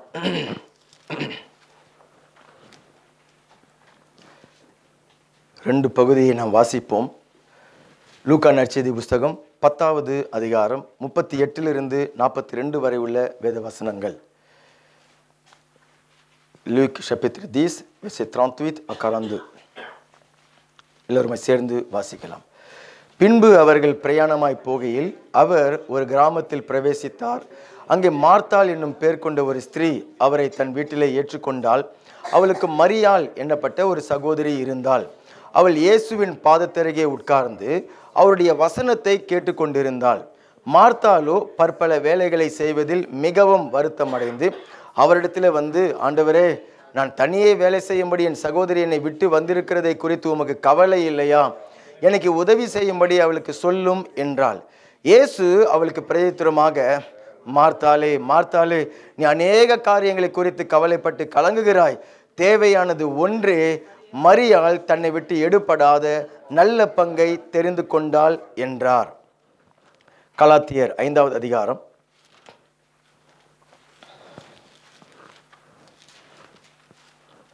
22 23 வசனங்கள். கலாத்தியர் புஸ்தகத்தில் 5வது அதிகாரம் 22 23. ஆவியின் கனியோ அன்பு, சந்தோஷம், சமாதானம், நீடிய பொறுமை, தயவு, நற்குணம், விசுவாசம், சாந்தம், இச்சையடக்கம், இப்படிப்பட்டவைகளுக்கு விரோதமான பிரமாணம் ஒன்றும் இல்லை. கண்களை மூடி நாம் ஜெபிக்கலாம். எங்களை நேசிக்கிற எங்கள் அன்பு பரலோக பிதாவே, உம்மை நாங்கள் நன்றியோடு ஸ்தோத்திரிக்கிறோம். நீர் பெரியவர், நீர் அற்புதங்களை செய்கிறவர். உம்முடைய வார்த்தையை அனுப்பி எங்களுடைய வாழ்க்கையில் நீர் விரும்புகிறதை நிறைவேற்றி உம்முடைய பிள்ளைகளை மகிழச் செய்கிறவர். இந்த நாளிலும் நீர் அனுப்பியிருக்கிற உம்முடைய வார்த்தைக்காக உமக்கு நாங்கள் நன்றி செலுத்துகிறோம். அடியேனை நீர் மறைத்து கொள்வீராக. பரிசுத்த ஆவியானவர் எங்கள் மத்தியில் நீர் பிரசங்கம் பண்ணுவீராக. இயேசு கிறிஸ்துவின் நாமத்தினால் ஜெபிக்கிறோம் நல்ல பரலோக பிதாவே. ஆமேன் ஆமேன். கர்த்தராகிய இயேசு கிறிஸ்துவின் நாமத்தினால் உங்கள் ஒவ்வொருவரையும் மீண்டுமாக வாழ்த்தி வரவேற்கிறோம். வாசிக்கப்பட்ட வேத பகுதி லூக்கா நற்செய்தி புஸ்தகத்தில் 10வது அதிகாரம் 38 அந்த அதிகாரம் முடிய நம்ம வாசித்தோம். கலாத்தியர் 5வது அதிகாரம் 22 23 வசனங்களை நாம் வாசித்தோம். பரிசுத்த ஆவியின் கனியை குறித்து நாம் தியானித்து கொண்டு வருகிறோம். பரிசுத்த ஆவியின் கனியில 9 அம்சங்கள் இருக்கிறதை கலாத்தியர் 5வது அதிகாரம் 22 23 அந்த வசனங்களில நாம் அறிந்து கொள்கிறோம். அன்பு, சந்தோஷம், சமாதானம், நீடிய பொறுமை, தயவு, நற்குணம், விசுவாசம், சாந்தம், இச்சையடக்கம் அப்படின்ற அந்த அம்சங்கள் அந்த ஒரே கனிக்குள்ளாக இருக்கிறது. அப்போ பரிசுத்த ஆவியானவர் ரட்சிக்கப்பட்ட தேவனுடைய பிள்ளைகளுக்குள்ளாக பரிசுத்த ஆவியானவர் வந்து வாசம் பண்ணுகிறார். என்றென்றைக்குமாய் அவர்களுக்குள்ளார தங்கி இருக்கிறார். அப்படி அவர் இருக்கும் பொழுது அந்த 9 அம்சங்கள் நிறைந்த அந்த கனியோடு தான் அவர் நமக்குள்ளாக வருகிறார். இந்த கனி என்கிறது கர்த்தராகிய இயேசு கிறிஸ்துவுடைய குணாதிசயங்கள், அவருடைய சுபாவங்கள். அப்போ பரிசுத்த ஆவியானவர் எனக்குள்ளாக அந்த கனியை எனக்குள்ளாக கொண்டு வருகிறார். இன்றைக்கு எனக்குள்ள அன்பு, சந்தோஷம், சமாதானம், இந்த கனி, இந்த காரியங்கள் எல்லாமே எனக்குள்ள இருக்கிறது. ரட்சிக்கப்பட்ட தேவ பிள்ளைகள் ஒவ்வொருக்குள்ள இருக்கிறது. இப்போ பரிசுத்த ஆவியானவர் அந்த கனியை நம்முடைய வாழ்க்கையில அந்தந்த சூழ்நிலைகளில் அவர் வெளிப்படுத்துகிறார். அதற்காகவே அவர் நமக்குள்ளாக வந்து வாசம் பண்ணுகிறார். இயேசு கிறிஸ்துடைய குணாதிசயங்களை வெளிப்படுத்த, இயேசு கிறிஸ்துடைய பண்பு நலன்களை வெளிப்படுத்தும்படிக்காக பரிசுத்த ஆவியானவர் நமக்குள்ளாக வாசம் பண்ணுகிறார். அல்லேலூயா. அதுல சமாதானம் என்கிற அந்த கனியை ஒரு சில வாரங்களாக நாம் தியானித்து கொண்டு வருகிறோம். சென்ற வாரத்தில் இது வந்து ஒரு சுவிசேஷ கூட்டம் கிடையாது இல்லையா? ரட்சிக்கப்பட்ட தேவனுடைய பிள்ளைகளுக்குள்ளாக இந்த கனி ஏற்கனவே இருக்கிறது. அப்போ அது வெளிப்படுவதற்கு என்ன தடைகள் அப்படிதான் நம்ம தியானித்து அந்த காரியங்களை எடுத்து போட்டு அந்த சமாதானம் நமக்குள்ள நிலைத்து இருக்கும்படிக்காக ஆவியானவர் நமக்கு உதவி செய்கிறார். ஆமேன் சொல்லுங்க. அப்போ அது எப்படி பாதிக்கப்படுகிறது? சென்ற வாரத்தில் பார்த்தோம், சாந்தமும் மனத்தாழ்மையும் இல்லாமல் இருந்து விடும் பொழுதுதான் நமக்குள்ள இருக்கக்கூடிய அந்த நிம்மதி திருடப்பட்டு போய்விடுகிறது. அந்த இளைப்பாறுதல் நம்முடைய இருதயத்திலிருந்து அது நீங்கி போய்விடுகிறது. அப்போ ஆண்டவர் இயேசு சொல்லியிருந்தார் மத்தேயு 11வது அதிகாரத்தில் 28வது வசனத்தில், வருத்தப்பட்டு பாரம் சுமக்கிறவர்களே நீங்கள் எல்லாரும் என்னிடத்திலே வாருங்கள், நான் உங்களுக்கு இளைப்பாறுதலை தருவேன், நான் சாந்தமும் மனத்தாழ்மையுமாய் இருக்கிறேன் என்று சொல்லி ஆண்டவர் சொன்னார். நான் சாந்தமும் மனத்தாழ்மையுமாய் இருக்கிறேன், என்னிடத்திலே கற்றுக்கொள்ளுங்கள், அப்பொழுது உங்கள் ஆத்துமாக்களுக்கு இளைப்பாறுதல் உண்டாகும் என்று சொல்லி ஆண்டவர் சொல்லியிருந்தார். கர்த்தருடைய நாமத்திற்கு மகிமை உண்டாகுவதாக. இன்றைக்கு அந்த சமாதானம் என்னுடைய இருதயத்தில், என்னுடைய ஆத்துமாவில் இல்லாதபடிக்கு பாதிக்கக்கூடிய இன்னொரு காரியம் என்ன? அது நம்ம இன்றைக்கு தியானித்து நம்மை ஒப்பு கொடுத்து நம்முடைய அன்றாட வாழ்க்கையில் ரொம்ப ப்ராக்டிக்கலாக நம்ம வந்து பயிற்சி வைக்கக்கூடிய காரியங்கள். அதே வசனத்தில் மத்தேயு 11வது அதிகாரம் 29 ஆண்டவர் சொல்லுகிறார், நான் சாந்தமும் மனத்தாழ்மையுமாய் இருக்கிறேன். அதை நம்ம பார்த்தோம். அடுத்தது சொல்லுகிறார், என் நுகத்தை உங்கள் மேல் ஏற்றுக்கொண்டு. என்ன சொல்றார்? என்னுடைய நுகத்தை உங்கள் மேல ஏற்றுக்கொள்ளுங்க, என்னிடத்தில் கற்றுக்கொள்ளுங்க, அப்பொழுது உங்களுக்கு ஆத்துமாக்களுக்கு இளைப்பாறுதல் கிடைக்கும். என் நுகம் மெதுவாகவும் என்னுடைய சுமை இலகுவாகவும் இருக்கும் என்று சொல்லி ஆண்டவர் சொல்லுகிறார்.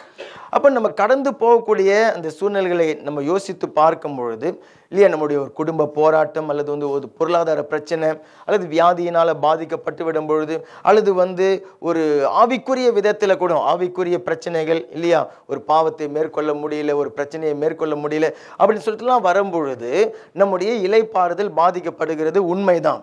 ஆனால் நீங்கள் பிரச்சனையை நீங்கள் ஆழமாக யோசித்து பார்த்தீங்கன்னு சொன்னாக்கா அது காரணம் கிடையாது, அது மாத்திரம் காரணம் கிடையாது. ஏன்னு சொன்னால் இப்படிப்பட்ட போராட்டங்கள், இப்படிப்பட்ட பிரச்சனைகள், பல சூழ்நிலைகள் நம்ம கடந்து போய் அந்த இளைப்பாறுதல் நான் வந்து பெற்றுக்கொள்ளவே முடியாது, நிம்மதியாக என்னால் இருக்கவே முடியாது, இருதயத்தில் மெய்யான ஒரு சமாதானம் இருக்கவே முடியாது என்கிற ஒரு தீர்மானத்துக்குள்ளாக அநேகர் வந்து விடுகிறார்கள்.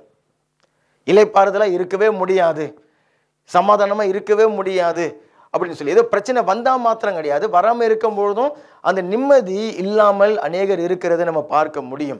ஆனால் எனக்குள்ள இருக்கிற அந்த ஒரு சமாதானம் தேவன் அது எந்த அளவுக்கு விரும்புகிறார், அது எந்த அளவுக்கு என்னுடைய வாழ்க்கையை வெற்றியுள்ள ஒரு வாழ்க்கை செய்து விடுகிறது. அந்த இளைப்பாறுதல் தான் நான் தேவனுக்கு பிரியமான ஒரு வாழ்க்கையை வாழ செய்து விடுகிறது அப்படிங்கிறது தேவன் நமக்கு வெளிப்படுத்துவதற்காகவே தம்முடைய நாமத்தை தேவன் அதில் வெளிப்படுத்துகிறார். இல்லையா, தேவனுக்கு அநேக நாமங்கள் உண்டு, ஆனால் அவர் தம்மை சமாதானத்தின் தேவன் என்று சொல்லி வெளிப்படுத்துகிறார். கர்த்தருடைய பெயர் என்ன? சமாதானத்தின் தேவன் என்று சொல்லி ரோமர் 15:33வது வசனத்தில் சொல்லப்பட்டிருக்கிறது. என்று சொன்னால் என்ன அர்த்தம்னாக்கா, அவர் தான் அந்த சமாதானத்துக்கு ஊற்றாக இருக்கிறார்.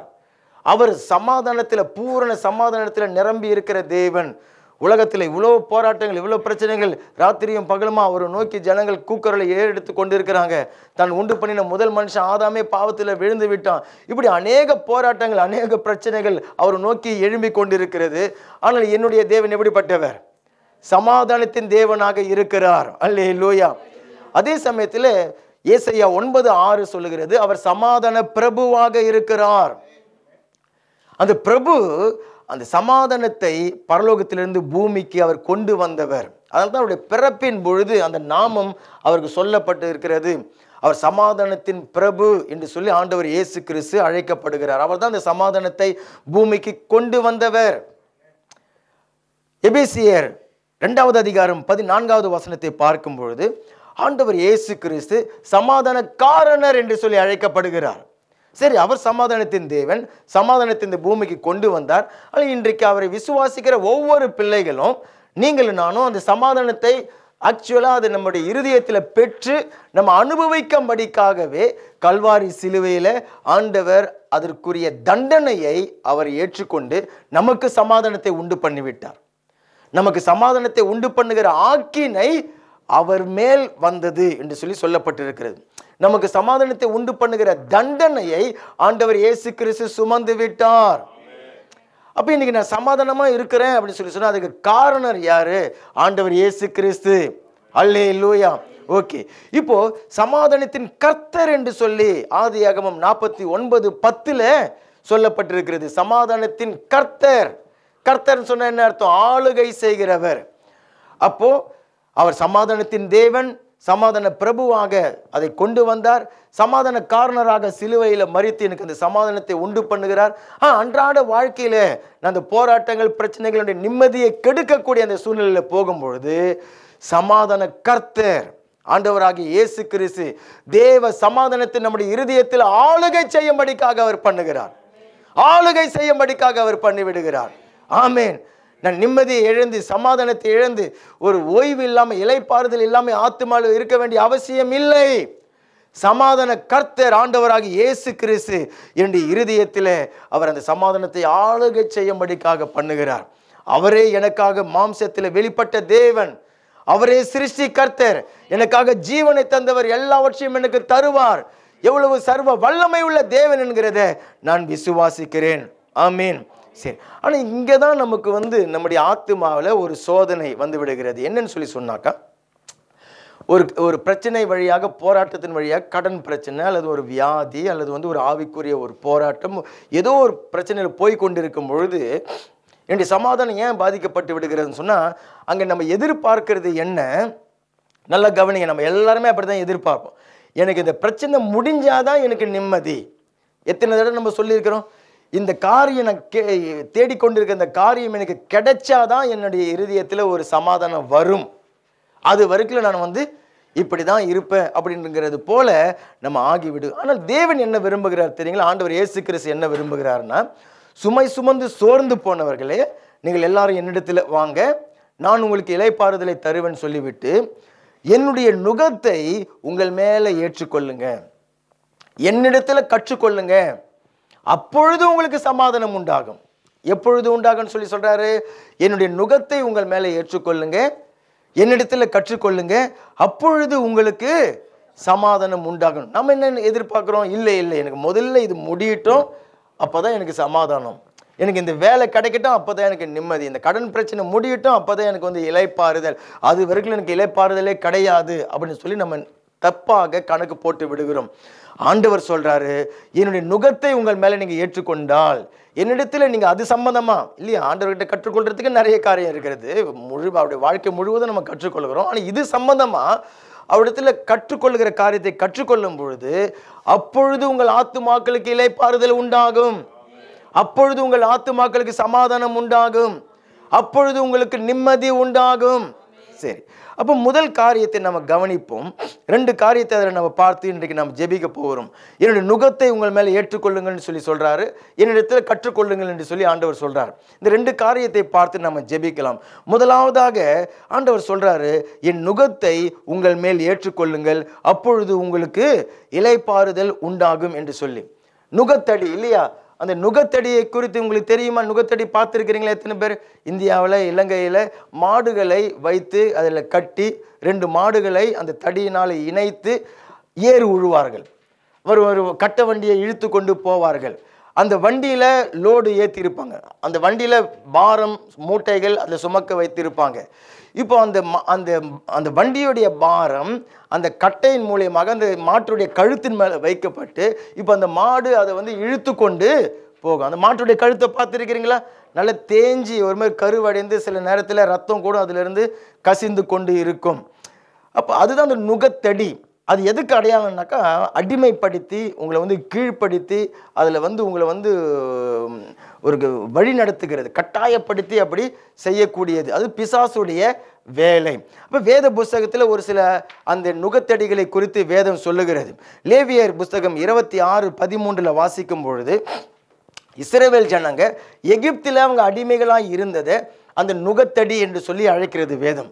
எகிப்து தேசத்தில் அவங்க வந்து பாவத்துக்கு அடிமையாக, பிசாசுக்கு அடிமையாக, அங்கே வந்து தேவனை விட்டு தூரமாக ஒரு வாழ்க்கை வாழ்ந்து, பாவ வாழ்க்கை வாழ்ந்து கொண்டிருந்தார்களே, அந்த வாழ்க்கையை எப்படி சொல்லுகிறதுன்னு சொன்னாக்கா அந்த நுகத்தடிக்கு உட்பட்ட வாழ்க்கை என்று சொல்லி அழைக்கிறது வேதம். அப்போ அந்த பாவ அடிமைத்தனம் அது வந்து ஒரு நுகத்தடியாக வேதம் சொல்லுகிறது.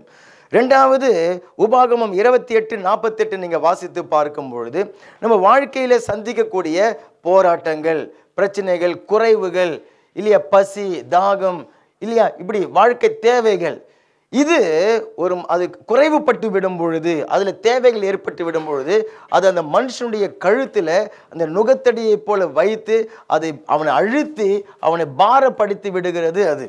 அப்போ அந்த உலக போராட்டங்கள், உலக தேவைகள் சந்திக்கப்படாமல் இருக்கும் பொழுது இருக்கக்கூடியதை நுகத்தடின்னு சொல்லிட்டு பைபிள் சொல்லுது. மூன்றாவது ஒரு நுகத்தடியை குறித்து சொல்லுகிறது. அப்போஸ்தலர் 15வது அதிகாரத்தை எடுத்துக்கொள்ளலாம். அப்போஸ்தலர் 15வது அதிகாரம் 10வது வசனத்தில், அப்போஸ்தலர் 15வது அதிகாரம் 10வது வசனத்தில் 9 நான் வாசிக்கிறேன். விசுவாசத்தினாலே அவர்கள் இருதயங்களை அவர் சுத்தமாக்கி நமக்கும் அவர்களுக்கும் யாதொரு வித்தியாசமும் இல்லாதபடிக்கு. அங்கே வந்து பேதுரு பேசுகிறார். அவர் வந்து கொர்நேலி வீட்டில் போயிட்டு சுவிசேஷத்தை அறிவித்த பொழுது அங்கே ஜனங்கள் இயேசு கிறிஸ்துவின் சுவிசேஷத்தை கேட்டு விசுவாசத்தினாலே ரட்சிக்கப்பட்டு பரிசுத்த ஆவியினுடைய அபிஷேகத்தை பெற்றுக்கொண்டாங்க. இப்போ எருசலேமுக்கு வந்த பேதுரு அங்கே இருக்கக்கூடிய யூத அந்த அந்த இயேசு கிறிஸ்துடைய சபை தான், ஆனால் அங்கே வந்து யூதர்களிலிருந்து வந்தவர்கள் அங்கே தலைவர்களாக இருக்கிறாங்க. இப்போ அவர்கள் நடுவில் அவர் பேசுகிறார். பேசும்போது என்ன சொல்கிறேன்னாக்கா, விசுவாசத்தினாலே அவர்கள் இருதயங்களை தேவன் சுத்தமாக்கி நமக்கும் அவர்களுக்கும் யாதொரு வித்தியாசமும் இல்லாதபடிக்கு செய்தார். இப்படி இருக்க நம்முடைய பிதாக்களாலும் நம்மாலும் சுமக்க கூடாமல் இருந்த நுகத்தடியை சீசர் கழுத்தின் மேல் சுமத்துவதினால் நீங்கள் தேவனை சோதிப்பானேன் சொல்லப்பட்டிருக்கிறது. அப்போ அங்கே சொல்லப்பட்டிருக்கிற நுகத்தடி எதுனாக்கா யூதர்களுடைய அந்த பாரம்பரியம், யூதர்களுடைய அந்த அந்த அந்த அந்த மத அந்த கலாச்சார பின்னணிகள், அந்த நியாயப்பிரமாண அந்த கட்டளைகளினால அதை அவர்கள் மிகைப்படுத்தி ஜனங்கள் மேலே அதை திணித்து அவர்கள் தங்களுடைய கையினால் ஒரு தூசியை கூட எடுக்காம ஜனங்கள் மேலே பெரிய பாரத்தை அவர்கள் சுமத்துகிறது போல இருக்கக்கூடிய அந்த ஒரு வாழ்க்கை இல்லையா, மதத்தினால அவங்க வந்து அடிமைப்படுத்தப்பட்டு பாரம் சுமந்து போயிருக்கக்கூடிய அந்த ஒரு வாழ்க்கையை நுகத்தடி என்று சொல்லி வேதம் சொல்லுகிறது. அப்போ இப்படிப்பட்ட அந்த நுகத்தடிகளை சுமந்து கொண்டிருக்கிற ஜனங்களை பார்த்து தான் ஆண்டவர் சொல்கிறாரு, சுமை சுமந்து சோர்ந்து போனவர்களே நீங்கள் எல்லாருமே என்னிடத்தில் வாருங்கள் என்று சொல்லி ஆண்டவர் இயேசு கிறிஸ்து சொல்கிறாரு. எதுக்கு வர சொல்கிறாரு?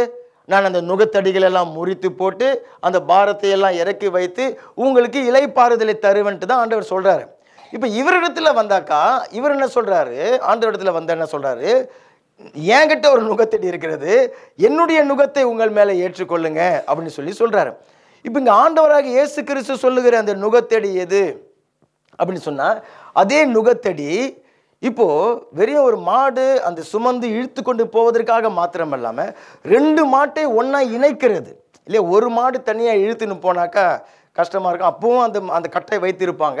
ஆனால் 2 மாடை ஒன்றா வைத்து அந்த அந்த நுகத்தடியை வைத்து இழுப்பார்கள். எதனாலன்னு சொன்னால் அந்த பாரம் இலகுவாக, 2 மாடு இழுத்தாக பாரம் இலகுவாக ஆகும். இப்போ ஆண்டவர் இயேசு கிறிஸ்து என்ன சொல்கிறாருனாக்கா, அந்த ஏர் மாட்டில் ஒரு மாடு நான், ஆமேன், இன்னொன்று நீ, அந்த நுகத்தடியாக 2 பேரும் நம்ம அதில் இணைந்து கொள்ளும். இதுதான் என்னுடைய நுகம், என்னுடைய நுகத்தில் நீயும் வந்து இணைந்து கொள்ளும். அந்த ஏர் உழுகிறவர்களுடைய அந்த விவசாயத்தில் அவங்க என்ன பண்ணுவாங்கன்னா, ஒரு அந்த ஏரில் வந்து புதிய மாட்டை கொண்டு வரும் பொழுது 2 புதிய மாட்டை வச்சு அந்த ஏர் உழ மாட்டாங்க, அந்த நுகத்தடியை வைக்க மாட்டாங்க. ஒரு மாடு பழைய மாடு, நல்ல எக்ஸ்பீரியன்ஸான மாடு, நல்ல அனுபவம், அதுக்கு எவ்வளோ வேகத்தில் நடக்கணும், இப்படி தட்டினா எங்கே போகணும், அப்படி தட்டினா எப்படி திரும்பணும், எல்லாமே அந்த மாட்டுக்கு தெரியும், எக்ஸ்பீரியன்ஸான மாடு. இப்போ அது கூட ஒரு புதிய மாட்டை கொண்டு வந்து இணைப்பாங்க. புதிய மாடு மிரளும், அதுக்கு ஒன்றும் புரியாது. அப்போ வந்து அது வந்து இழுத்து கொண்டு போகிறதுக்கு இந்த இந்த எக்ஸ்பீரியன்ஸான மாடு என்ன பண்ணும், வழி நடத்தும். அது பலத்தோடு அது இழுக்கும். இப்போ அந்த புதிய மாடு அதனோடு கூட இணைந்து கொண்டு பழகும், கற்றுக்கொள்ளும், அந்த பாரம் இலகுவாக ஆகும். இப்போ ஆண்டவர் இயேசு கிறிஸ்து சொல்லுகிறார், என்னுடைய நுகத்தை உங்கள் மேலே ஏற்றுக்கொள்ளுங்க. அல்லேலூயா.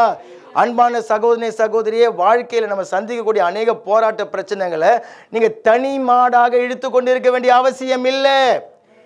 ஏன் கூட என் ஆண்டவர் இயேசு கிறிஸ்து இருக்கிறார். அவருடைய நுகத்தில் நாங்கள் 2 பேரும் இணைக்கப்பட்டிருக்கிறோம். அப்போ இயேசு கிறிஸ்துடைய நுகத்தடி எதுன்னு சொன்னால், அவரை விசுவாசித்து அவருடைய வார்த்தைக்கு கீழ்ப்படிந்து அவரோடு இருக்கக்கூடிய அனுதின அந்த ஒரு உறவு தான் அந்த நுகத்தடி. ஆமேன். ஆண்டவர் இயேசுவை விசுவாசித்து அவருடைய வார்த்தைக்கு நம்ம கீழ்ப்படிய அர்ப்பணித்து அவரோடு இருக்கக்கூடிய அந்த ஒரு உறவு தான் அந்த நுகத்தடி. அதன் மூலியமாகத்தான் நம்ம இணைக்கப்படுகிறோம். அல்லேலூயா. அப்போ நீங்க உங்களுடைய வாழ்க்கை பாருங்கள் இல்லையா, உலகத்தில் உங்களுக்கு உபத்திரவம் உண்டு, ஆனால் திடன் கொள்ளுங்கள், நான் அதை ஜெயித்தேன்னு சொல்றாரு இல்லையா. நான் அந்த எக்ஸ்பீரியன்ஸான மாடு இல்லையா, நான் அதை ஜெயிச்சிட்டேன். அப்ப என் கூட நீங்க இணைக்கப்பட்டு விடும் பொழுது நான் உங்களை வழி நடத்துவேன், நான் உங்களுக்கு துணையாக நிற்பேன், நான் உங்களுக்காக யுத்தம் பண்ணுவேன், நான் உங்களுக்கு டைரக்ஷன் இப்படி திருமணமா அப்படி திருமணமா நான் உங்களுக்கு சொல்லிக் கொடுப்பேன். ஆண்டவர் இயேசு கிறிஸ்து சொல்லுகிறார். அப்ப என்னுடைய நுகத்தடியை உங்கள் மேல நீங்கள் ஏற்றுக்கொள்ளுங்கள், அப்பொழுது உங்கள் ஆத்துமாக்களுக்கு இளைப்பாறுதல் உண்டாகும். ஆமேன். அப்ப விசுவாசிக்கிறோம், ஆண்டவர் இயேசு கிறிஸ்துவை நான் விசுவாசிக்கிறேன்னு சொல்லும் பொழுது என்ன விசுவாசிக்கிறோம்? 2 காரியம் அதில் நம்ம விசுவாசிக்கணும். இது ரியலா நம்முடைய அன்றாட அந்த போராட்டங்களில் பிரச்சனைகளில் இது 2 காரியத்தை நம்ம விட்டுடுவோம். ஆண்டவர் சொல்றார் யோவான் 15வது அதிகாரம் 17வது வசனத்தில், அங்கேயும் அந்த திராட்சை செடியோடு இணைந்து இருக்கிறதை தான் ஆண்டவர் சொல்லுகிறார். அவரோடு இணைந்து இருக்கிறதுன்னு சொன்னால் என்ன அர்த்தம்? அவரோடு ஒரே ஏர்மாட்டில் ஒரே நுகத்தடின் கீழே பூட்டப்பட்டு இருக்கிறதுன்னு சொன்னால் என்ன அர்த்தம்? அவரை விசுவாசிக்கிறது, அவருடைய கீழ்ப்படுகிறது, அவரோட உறவில் இருக்கிறதுன்னு சொன்னால் என்ன அர்த்தம்? ஆண்டவர் சொல்றாரு 7வது வசனம் யோவான் 15:7 சொல்றார், நீங்கள் என்னிலும் என் வார்த்தைகள் உங்களிலும் நிலைத்திருந்தால் நீங்கள் கேட்டுக்கொள்ளுகிறது எதுவோ அது உங்களுக்கு செய்யப்படும். அவர் சொல்றாரு, என்னுடைய வார்த்தை உங்களிலும் நீங்கள் என்னிலும் என் வார்த்தைகள் உங்களிலும் நிலைத்திருந்தால் நீங்கள் கேட்டுக்கொள்ளுகிறது எதுவோ அது உங்களுக்கு செய்யப்படும் சொல்றார்.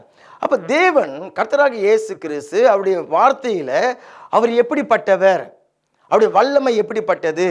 குருடருடைய கண்களை திறந்திருக்கிறார் இல்லையா, செங்கடலை ஆண்டவர் பிளந்திருக்கிறார், முடவர்களை தேவன் துள்ளி குதிக்க பண்ணியிருக்கிறார், ஏழை விதவின் தாயினுடைய கண்ணீரை துடைத்து மரித்த மகனை உயிரோடு எழுப்பி கொடுத்து இருக்கிறார், காற்றையும் கடலையும் அடக்கி இருக்கிறவர்.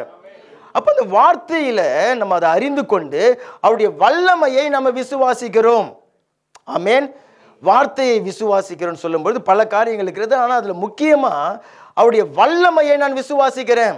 அதனால தான் இவ்வளவு அற்புதங்கள் வேதத்தில் நமக்காக எழுதப்பட்டிருக்கிறது. 1. 2வது அதே 9வது வசனத்தில் ஆண்டவர் சொல்றாரு, பிதா என்னில் அன்பாயிருக்கிறது போல நானும் உங்களில் அன்பாயிருக்கிறேன், என்னுடைய அன்பிலே நிலைத்திருங்கள்.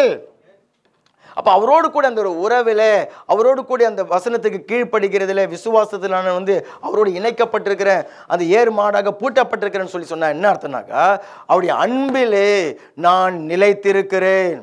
ஆமேன். அப்போ இது 2மே பாருங்க, அவருடைய வல்லமையை நான் விசுவாசிக்கிறேன், அவருடைய அன்பில் நிலைத்திருக்கிறேன்னு சொன்னா எந்த சூழ்நிலையிலையும் அதுதான் நம்ம அநேக சமயத்தில் அது பார்க்காம போகிறபடினால தான் இருதயத்தில் கவலை வந்து விடுகிறது, சமாதானத்தை எழுந்து போய் விடுகிறோம், நிம்மதி எழுந்து போய்விடுகிறேன்னு சொன்னாக்கா, அந்த நான் நின்று கொண்டிருக்கிற அந்த சூழ்நிலையின் மத்தியில் இயேசு என்னை அன்பு செய்கிறார் அப்படிங்கிறத நம்ம என்ன பண்ணிடுறோம், மறந்து போய் விடுகிறோம். அந்த சூழ்நிலையில் அந்த குறைவின் மத்தியில் நான் இருக்கும் பொழுதும் ஆண்டவர் என்னை அன்பு செய்கிறார் என்கிறத நான் விசுவாசிக்கும் பொழுது அந்த பிள்ளைகளுடைய இருதயத்தில் தான் சமாதானம் இருக்க முடியும். இந்த பிரச்சனையிலையும் இந்த குறைவிலையும் கர்த்தர் தம்முடைய வல்லமையை செயல்படுத்தி எனக்கு உதவி செய்ய முடியும் என்கிறதை விசுவாசிக்கும் பொழுதுதான் அங்க சமாதானம் இருக்க முடியும். ஒருவேளை என்னால ஆகல இல்லையா, என்னுடைய பலத்தினால ஆகல, ஆனால் தேவனால இது ஆகும் என்று சொல்லி அவருடைய வல்லமையை விசுவாசிக்கணும், அவருடைய அன்பை விசுவாசிக்கணும். சொல்லுங்க, அவருடைய வல்லமையை விசுவாசிக்கணும், அவருடைய அன்பை விசுவாசிக்கணும். இதுல நம்ம தவறிவிடும் பொழுதுதான் அங்க என்ன உண்டாகி விடுகிறது, இருதயத்துல கவலை பாரங்கள் வந்து இளைப்பாறுதலை இழந்து போய் விடுகிறோம் இல்லையா. அப்போ அவருடைய வார்த்தைக்கு நம்ம கீழ்ப்படிய, அவரை சபையில் நம்ம ஆராதிக்க, அவருக்கு பயந்து நடக்கும் பொழுது தான் உங்களால் சொல்ல முடியும். நல்லா கவனிங்க, உங்களால் சொல்ல முடியும். நீங்கள் எந்த ஒரு பிரச்சனையில் இருந்தாலும் இல்லை இல்லை ஆண்டவர் என்ன அன்பு செய்கிறார் என்கிறத உங்களால் உறுதியாக சொல்ல முடியும். எப்போ நம்ம அவரோடு சரியான ஒரு உறவில் அவருடைய வார்த்தைக்கு கீழ்ப்படி நம்ம அர்ப்பணித்தவர்களாக இருக்கும் பொழுது. அல்லேலூயா. இல்லைன்னு சொன்னாக்கா நமக்கு எப்போ ஒரு இளைப்பாறுதல் உண்டாகும், அல்லது எப்போ ஆண்டவருடைய அன்பை நம்ம எப்போ ரொம்ப புகழ்வோன்னு சொன்னாக்கா ஏதாவது ஒரு நன்மை நடந்தாதான் இல்லையா. இப்போ ஒரு வியாதிக்காக ஜெபித்து கொண்டிருக்கிறேன், அந்த வியாதி சுகமானாதான் ஆண்டவர் என் மேலே அன்பாக இருக்கிறாரு அப்படிங்கிறது நம்மளால் சொல்ல முடியுது. அந்த அக்கினியின் நடுவில் நின்று கொண்டு இருக்கும் பொழுது நம்மால் சொல்ல முடிய வேண்டும். அல்லேலூயா. ஏதோ ஒரு வேலைக்காக தேடுகிறேன், இப்போ அந்த வேலை கிடைத்த பிறகுதான் என்னால் சொல்ல முடியுது தேவன் என்னை அன்பு செய்கிறார்னு சொல்லிட்டு. இல்லை இல்லை, இப்போ அந்த சூழ்நிலையில் மத்தியில் நம்ம போய்கொண்டு இருக்கும் பொழுது உங்களால் என்னால் சொல்ல முடியணும், இந்த நேரத்திலையும் இப்போ இந்த நேரத்தில் கர்த்தர் என்னை அன்பு செய்கிறார், அவருடைய அன்பை நான் விசுவாசிக்கிறேன், அவருடைய வல்லமையை நான் விசுவாசிக்கிறேன். இதை நம்ம விசுவாசிக்கும் பொழுது தான் அந்த சமாதானம் இளைப்பாறுதல் உங்களுடைய இருதயத்தில் தங்கி இருக்கும். ஆமேன். இப்போ யோவான் 6வது அதிகாரத்தை எடுத்துக்கொள்ளுங்க. யோவான் 6வது அதிகாரத்தில் 1-13 வரை உள்ள அந்த வேத வசனங்கள் நமக்கு தெரிந்த சம்பவம். 5 அப்பங்களையும் 2 மீன்களையும் கொண்டு ஆண்டவர் 5000க்கு மேற்பட்ட ஜனங்களுக்கு போஷித்திருக்கிறார். 5000 பேர் அங்கே இல்லை, 5000 புருஷர்கள் மாத்திரம். இப்போ அவங்களுடைய மனைவிமார்கள் அவங்களுடைய பிள்ளைகள்லாம் சேர்த்தாக்கா எல்லாம் 15000 20000 ஜனங்கள் அங்கே இருக்கிறாங்க. 5 அப்பத்தையும் 2 மீனையும் கொண்டு ஆண்டவர் அவர்களை போஷித்து மீதம் 12 கோடியை எடுக்க வைக்கிறார். இப்போ அந்த சூழ்நிலை நான் உங்களுக்கு காண்பிக்க விரும்புகிறேன். என்னன்னு சொன்னால், அங்கே இருந்த சீடர்கள், இயேசு கிறிஸ்துடைய சீடர்கள் எப்படி அங்கே கவலைப்பட்டு கலங்கி பதறினார்கள். அதுதான் நம்ம அந்த சம்பவத்தை அறிந்து வைத்திருக்கிறோம், பல தடவை நம்ம வாசித்திருக்கிறோம். ஆனால் சீடர்கள் எப்படி ஒரு இளைப்பாறுதல் இல்லாமல் ஒரு நிம்மதி இல்லாமல் கவலைப்பட்டு கலங்கினார்கள் அப்படிங்கிறத அந்த பகுதியில் நம்ம அறிந்து கொள்ள முடியும். இப்போது மார்க் 6வது அதிகாரத்தில் நல்லா கவனிங்க. இந்த சம்பவம் 5 அப்பம் 2 மீன் சம்பவம் 4 சுவிசேஷங்களிலையும் வருது. அப்போ ஒரு சில வசனங்கள் இங்கேயும் அங்கேயும் நான் உங்களுக்கு சொல்லுகிறேன். மார்க் 6வது அதிகாரம் 35-37 அந்த வசனங்களை எடுத்து வாசிக்கலாம். சீடர்கள் கவலைப்பட்டு பதறி கலங்கினதற்கு என்ன காரணம் சொல்லி அங்கே வசனம் நமக்கு தெளிவாக சொல்லுகிறது. மார்க் நற்செய்தி புஸ்தகம் 6வது அதிகாரம் 35வது வசனத்திலிருந்து 37 வரைக்கும் வாசிக்கலாம். வெகு நேரம் சென்ற பின்பு அவருடைய சீஷர்கள் அவரிடத்துல வந்து, இப்போ 5000 பேர் கூடியிருக்கிறாங்க, ஆண்டவர் பிரசங்கம் பண்ணி கொண்டிருக்கிறார், ஜனங்கள் எல்லாருமே இந்த மாதிரி கேட்டுக்கொண்டு இருக்கிறாங்க. இப்போ சீடர்கள் வந்து வெகு நேரம் சென்ற பின்பு அவருடைய சீஷர்கள் அவரிடத்துல வந்து, இது வனாந்தரமான இடம், வெகு நேரமாக ஆயிற்று, புசிக்கிறதற்கு இவரிடத்துல ஒன்றுமில்லை, ஆகையால இவர்கள் சுற்றி இருக்கக்கூடிய கிராமங்களுக்கும் ஊர்களுக்கும் போய் தங்களுக்காக அப்பங்களை வாங்கி கொள்ளும்படி இவர்களை அனுப்பிவிட வேண்டும் என்றார்கள். அவர் அவர்களை நோக்கி, நீங்களே அவர்களுக்கு போஜனம் கொடுங்கள் என்றார். அதற்கு அவர்கள், நாங்கள் போய் 200 பணத்துக்கு அப்பங்களை வாங்கி அவர்களுக்கு புசிக்க கொடுக்க கூடுமோ என்றார்கள். அங்கே என்ன நடந்து கொண்டிருக்கிறதுன்னு சொன்னால், ஆண்டவர் அவர் பிரசங்கம் பண்ணுறாரு. ஜனங்கள் எல்லாம் 5000க்கு மேற்பட்ட ஜனங்கள் சூழ்ந்து கொண்டு இருக்கிறாங்க. இப்போ சீடர்கள்லாம் குரூப்பாக வந்து ஆண்டவரிடத்துல வந்து பேச வராங்க. வந்துட்டு அவர்களுக்கு அந்த கவலையை உண்டாக்கின அந்த காரியங்கள் என்னன்னு சொல்லி பார்க்கும்பொழுது, முதல் காரியம், இப்போ அங்கே சாப்பிட்றதுக்கு இல்லை. ஜனங்கள் எல்லாருமே 5000க்கு மேற்பட்ட ஜனங்க உட்கார்ந்து கொண்டுக்கிறாங்க, நிஜமாகவே சாப்பாட்டுக்கு ஒன்றுமே இல்லை. இப்போ அந்த இடம் எப்படிப்பட்ட இடம் சொல்லி சொன்னால், வனாந்தரமான இடம். வனாந்தரமான ஒரு இடம் அவங்களுக்கு என்ன உண்டாக்கிட்டு கவலையை உண்டாக்கி விட்டது. வனாந்தரம் சொன்னாக்கா பாலைவனம் கிடையாது. வனாந்தரம்னு சொன்னாக்கா புல்வெளி மரம் எல்லாமே இருக்கலாம். ஆனால் அங்கே வந்து வாழ்வதற்கான ஒரு வசதியான ஒரு இடம் கிடையாது. கடத்தெருவு இருக்காது, கம்பெனி வேலைங்க அங்கே இருக்காது, இல்லையா, அந்த வசதி வாய்ப்புகள் அங்கே இருக்காத ஒரு ஓப்பன் ஸ்பேஸ், ஒரு வெட்டவெளி மாதிரி இருக்கும். இப்போ இது நம்முடைய வாழ்க்கையில் பல நேரங்களில் வனாந்தரத்தை போல நம்முடைய வாழ்க்கை ஆகிவிடுகிறது. குறைவுகள் ஏற்படும் பொழுது, வனாந்தரத்தில் இருக்கிற எந்த ஒரு வேலை வாய்ப்பு இந்த காரியம் நடக்கலை, அதில் குறைவுகள் அப்படி சொல்லி பற்றாக்குறை வருது இல்லையா, அதுதான் நம்முடைய வாழ்க்கையில் நீங்கள் கடந்து போகிற வனாந்தரமான அந்த சூழ்நிலை. அந்த வனாந்தரமான சூழ்நிலை போகும் பொழுது இருதயத்தில் கவலை பதட்டம் வந்து விடுகிறத நீங்கள் அனுபவிப்பீங்க, சமாதானம் இல்லாமல் இருக்கிறத அனுபவிப்பீங்க. 2வது சீடர்கள் என்ன சொல்கிறாங்க, இது வனாந்தரமான இடம். 2வது என்ன சொல்கிறாங்க, வெகு நேரமாக ஆயிடுச்சு, ஆண்டவரே நீங்கள் நிறைய நேரம் பேசி கொண்டு இருக்கிறீங்க, நல்லா தான் இருக்குது பிரசங்கலாம், ஆனால் டைம் ஆகுது இல்லையா? சாயங்காலமாக ஆகுகிறதுன்னு சொல்லிட்டு மற்ற நேரத்தில் வருது, இரவு ஆகின்னு இருக்குது. ஆண்டவர் டைம் நேரம் பார்க்காம பேசிட்டு இருக்கிறார். அப்போது அந்த தாமதம் ஆகும் பொழுது நீங்கள் எதிர்பார்த்துருக்கிற ஒரு காரியம், வேலைக்காக ஜெபித்து கொண்டு இருக்கிறீங்க, ஒரு பொருளை வாங்குவதற்காக காத்து கொண்டு இருக்கிறீங்க, அல்லது குடும்பத்தில் இருந்து ஒரு நல்ல காரியம், ஒரு திருமணம் அல்லது ஒரு வீடு வேண்டுகிறது கட்டுகிற இந்த காரியங்களுக்காக நீங்கள் வந்து ஜெபித்து கொண்டு இருக்கிறீங்க, அல்லது ஊழிய காரியமாக அநேக காரியங்களுக்காக ஜெபித்து கொண்டு இருக்கிறோம். டைம் ஆக ஆக தாமதமாக என்ன ஆகுகிறது? தாமதமாகுது, லேட் ஆகிறது வந்து ஒரு பெரிய ஃபேக்டர். நமக்குள்ளார நல்லா நீங்கள் கவனிச்சு கொள்ளணும். நமக்குள்ளார இந்த தாமதம் ஆகிறது வந்து உங்களுடைய சமாதானத்தை கெடுப்பதற்கான முக்கியமான ஒரு காரியமாக ஆகிவிடுகிறது. தாமதங்கள், லேட் ஆகுகிற அந்த காரியங்கள். ஆனால் இத்தனைக்கும் அந்த டைம் குறித்தது யாரு? அடுத்த வாரத்துக்குள்ளே எனக்கு இந்த வேலை கிடைக்கணும்னு டைம் குறித்தது யாரு? கர்த்தர் சொன்னாரா? இல்லை. நீங்களே ஒரு டைம் குறிச்சிட்டு நீங்களே கவலைப்பட்டுக்கின்னு நாமே கவலைப்பட்டு இருந்துடுறோம். இந்த கடன் பிரச்சனை இன்னைக்குள்ளார மாறிடணும் சொல்லி டைம் குறித்தது யாரு? நீங்களே தான் குறிச்சிங்க, நீங்களே கவலைப்பட்டு கொண்டு இருக்கிறீங்க. சரி, பரவாயில்ல. ஆனால் அந்த தாமதம் ஆகுகிறது, காலம் நேரமாகிறது என்ன ஆகிடும்னாக்கா, இருதயத்தில் கவலையை உண்டு பண்ணிவிடும், பதட்டத்தை உண்டு பண்ணிவிடும். ஐயோ, இது இந்த நேரத்துக்குள்ளே ஆகலைனாக்கா என்ன ஆகிவிடும் இல்லையா? இதுக்குள்ளே இது கிடைக்கலன்னு சொன்னாக்கா என்ன ஆகிவிடும் அப்படின்ற மாதிரி பயம் வந்து விடுகிறது. சீடர்களுக்கு அப்படி தான் வந்துடுது இல்லையா? அப்போ முதல்ல அந்த இடம், அந்த இருந்த இடம் அந்த மாதிரி, அவங்களுடைய நேரம் அந்த மாதிரி. இப்போது சும்மா 10 பேர் 20 பேர் இல்லைங்க, எத்தனை பேர் இருக்கிறாங்க? 15,000க்கு மேற்பட்ட ஜனங்கள் இருக்கிறாங்க. சந்திக்க வேண்டிய பிரச்சனை பெருசு, சந்திக்க வேண்டிய தேவை ஒரு 100 ஏற பிரச்சனை கிடையாது, 500 ஏற பிரச்சனை கிடையாது. இது விவகாரமே பெரிய விவகாரம். ஆண்டவரே, உங்களுக்கு சொன்னாலும் புரிய மாட்டேங்கிறதுங்கிறது போல சீடர்கள் நிற்கிறாங்க. ஜனங்கள் அவ்வளோ திரளாக இருக்கிறாங்க. அப்போ பிரச்சனை பெருசாக இருக்கும்பொழுது என்ன உண்டாக்கி விடுகிறதுன்னு சொன்னாக்கா, இருதயத்தில் அந்த கவலை வந்து விடுகிறது. இதெல்லாம் இருக்க இப்போ ஆண்டவர் பெரிய ஒரு குண்டை தூக்கி போடுறாரு. என்னன்னு சொன்னாக்கா, இவங்க வந்து ரொம்ப பொறுப்பாக, ஆண்டவரே வனாந்தரமான இடம், டைம் ஆகுது, ஜனங்க இவ்வளோ பேர் இருக்கிறாங்க, இவங்களுக்கு சாப்பாட்டுக்கு இல்லை அப்படின்னு சொல்லி அவங்கள வந்து அனுப்பி விட்டுடுங்க அப்படின்னு சொல்ல ஆண்டவர் குண்டை தூக்கி போடுறாரு. என்னன்னாக்கா, நீங்களே அவங்களுக்கு கொடுங்க. இது சொன்ன உடனே இவங்களுக்கு பெரிய பாரமாச்சு. என்ன ஆண்டவரே, ஏதோ ஒரு வியாதியஸ்தனுக்காக கையை வச்சு ஜெபின்னு சொன்னால் நாங்கள் வந்து ட்ரை பண்ணி பார்ப்போம்.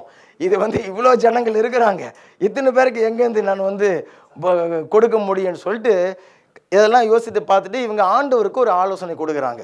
அவங்களுடைய சொல்யூஷன் இதுதான். நம்ம இப்படி தான் நிறைய நேரத்தில் இதெல்லாம் இப்படி எல்லாத்தையும் கணக்கு பண்ணிவிட்டு நம்ம ஒரு சொல்யூஷனை ஆண்டவருக்கு கொடுக்குறோம். என்னென்னு சொன்னாக்கா, அப்படின்னு சொன்னால் ஆண்டவர்